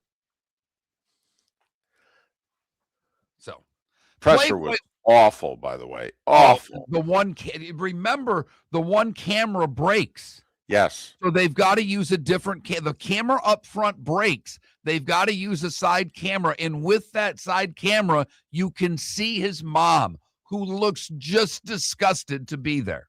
Yes. Awful. She's sitting there like, I'm so disappointed in you. Think about that look from your mother at a press conference for 40 minutes, and your mother's sitting there with the I'm so disappointed in you look. It's worse than a shoe. It's worse than a wooden spoon. It's worse than walking into traffic. Any of us would rather take a beating. Any of us of a certain age would much rather take a beating from our mother than for her to look at us in the eye with her eyes swelling up with tears and say, I'm really disappointed in you. You can't recover from that. Stab me in the neck. Today in 2015, Playboy publishes its last nude issue. Worked out well. And Brock Purdy wins his first career start today in 22 against the Tampa Bay Buccaneers. Alexander Solzhenitsyn and Terry Garr would have both celebrated birthdays today. I don't know if you could have two more polar out people on Earth there. Really? John Kerry's 82. Brenda Lee, rocking around the Christmas tree. She's 81. Nikki Sixx is 67, and we all had the under. Eric Rett, 55. Hall of Famer Daniel Alfredson is 53. Sharif Abdul-Rahim is 39, and Jacoby Brissett is 33 years old today. What did I miss, David? You didn't go Edward VIII today, did you? You leave the royal family stuff to me, don't you? I usually do, David. Yeah, this was bigger than Harry, because this guy was Edward VIII. He was the ruler in England, the monarch. He was the king, and he gave it up for an American divorcee. Huh? Where have we heard that before? It was today in 36. He was never accepted by the public ever again. I'm curious, did you have UNICEF today in 46? I did not. I have a soft spot for UNICEF. For whatever reason, the grade school I was with, they would hand out the UNICEF stuff. And so when I trick-or-treated, I also said, would you make a contribution to UNICEF? Yeah, that was not a thing where I lived. I mean, you've brought it up many times, and so many of our listeners did the same thing. I had never heard of that until you spoke about it on our show. It was a little orange, almost like milk container. Okay, quite frankly, and then it had a slit up top, and people, you just asked for coins. I mean, seriously, a nickel was great. You got a quarter, it was like, oh, wow. And then you came back in the next day and you handed your little milk box to the folks at the school, and then they gave all the money to UNICEF. Time to see life a little bit differently. Here's Mark Miller with the good, the bad, and what do you got, Mark? For the good, we stay in the state of Florida and talk about State Bill, I believe it's 7.76. Call your local congressman, state congressman, and state rep today, because they're trying to put marijuana on the bill so those of you that have medical marijuana cards can grow your own weed. Tomatoes, basil, and weed could be in the backyard if this bill passes. Good luck. For the bad, we go to Golden Gate Estates, where William Wizig, a 40-year-old, entered a gas station and became verbally aggressive with a man inside the gas station and told him he had a gun on him. Then he pulled his pickup truck next to the man's car, who was unable then to get out. The man had his 2 children in the car with him when William brandished his shotgun to let everybody know he was serious about having the gun. Fortunately, police arrested the man and took him into custody. And finally, the ugly will stay in Florida and go to Ormond Beach, where Calvin Johnson was rummaging through an open convertible and found the keys to said BMW convertible. And then Calvin took it for a joyride, doing over 100 miles per hour before crashing the car in a single vehicle accident. When cops arrived on the crash scene, Johnson told the officers, "You saved me from aliens." He told them he was teleported into the car to steal it. He was sent to a hospital and placed under guards, and rightly so. That is the good, the bad, and the ugly. On today, December the 11th, and it's brought to you by the Cape Coral Police Department, hiring new officers. Great pay, great benefits, plenty of other jobs available as well. All information can be found at capecops.com, capecops.com. So we have 13 hockey games tonight.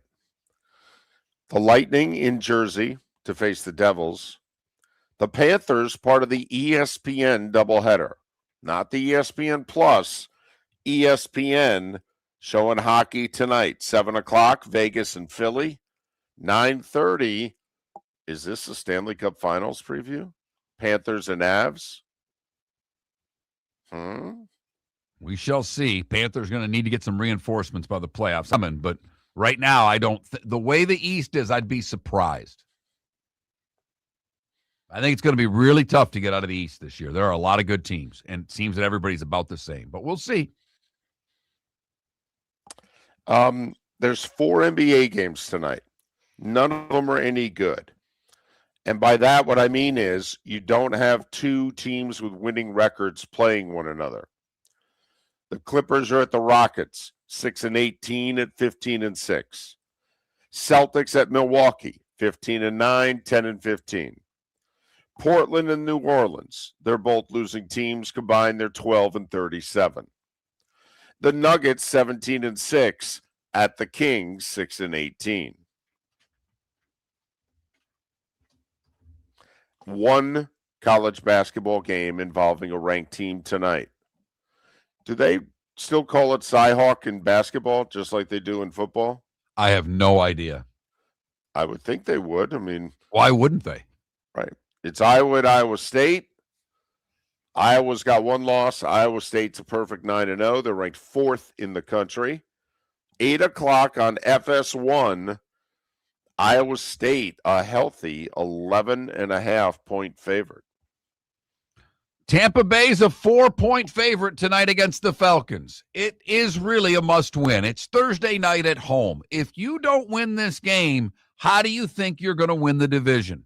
2 left with Carolina. You play Miami. That's not as easy as it looked a month ago. You've got to win tonight. I believe that they will. I'll take Tampa to win and cover, David. Me as well. Not confident in it because I do think Kirk Cousins is a better matchup against the Tampa defense than Michael Penix would have been. This is where, and I know they're professionals and there's tape and all that, but if you're an Atlanta Falcon, let's face it, you know that coach, he ain't going to be your coach next year. You know you're already eliminated from the playoffs. How hard are you playing on a Thursday night road game? I'll be very curious if Atlanta shows up the way the Bucs are going to show up tonight. So a 4-point spread. We'll talk about that tomorrow. Plus, Pat Kerwin will join the show to preview everything coming in a really good NFL weekend. We'll talk some Army-Navy as well. Remember, it was only a kiss. It was only a kiss. There's something magical about the holidays, and at the Diamond District, it's the season we look forward to all year long. The lights, the laughter, the feeling of giving. That moment someone opens a gift that truly sparkles. When you walk through our doors, our team is ready to welcome you with warmth and expert guidance. No pressure, just people who love helping you create unforgettable moments. Stunning diamond jewelry to wrap up the wonder of the season. The Diamond District, se habla español. At the Diamond District. Football season is back, and celebrate your game day with Jimmy the Beef Guy. We're talking tender, juicy Chicago beef sandwiches. Whether your party's for 10, 100, or 200, bring game day to your house with Jimmy the Beef Guy. The catering packages come with the beef, the gravy, the peppers, the bread, everything you need. 2 convenient locations, Fort Myers and Bonita Springs. Skip the ordinary and bring the beef. Jimmy the Beef Guy, Chicago flavor, Southwest Florida style. Call today or visit jimmythebeefguy.com. Tell him Miller and Moulton sent you. Let's talk the big differences between Floor Meisters and the big box store that sells flooring. Floor Meisters is family owned. They do flooring, not doors, nuts and bolts, or weed killer. They specialize in it. They know it. Floor Meisters backs their installer, so if there's ever an issue, good chance the boss, TJ, will come out and make it right. Floor Meisters prices beat the box stores every day of the week. When you think flooring, think Floor Meisters in Naples. Floormeisters.com. Real people, real prices, real quality selection. The Floor Meisters, just keeping it real. American Paint Supplies, for nearly 30 years, is your one-stop shop for all your coating needs. If you are a designer, a contractor, a professional painter, or a weekend warrior, American Paint Supplies is the place where experts go to get expert solutions. At 6100 Shirley Street in Naples off of Pine Ridge, American Paint Supplies delivers the best solutions with the best products with the best support. Meet Gene and his team today at American Paint Supplies. Call 239-566-2700. That's 566-2700 or online at AmericanPaintSupplies.net. This December, watch the nation's best high school basketball players compete in the City of Palms Classic. Fort Myers will once again welcome future college and NBA stars as they square off at Suncoast Arena from December 18th through the 23rd. Come see Southwest Florida's own Bishop Verreau versus Barron Collier on Sunday night, December 21st. For tournament information, please visit cityofpalmsclassic.com. Leak through business, sports, and tourism. Your roof is your home's first line of defense. At Pelican Roofing of Florida, Ronnie John and their team bring years of experience to protect what matters most, your family and your business. From residential repairs to large-scale commercial roofing, we deliver honest work, fair pricing, and quality you can trust. An upgrade on your roof can lower your insurance costs. Don't wait for a leak to turn into a disaster. Call the experts at Pelican Roofing today. 1-866-9-PELICAN. That's 1-866-9-PELICAN. Online at PelicanRoofingCompany.com. CCC 1332512. This is Miller and Moulton.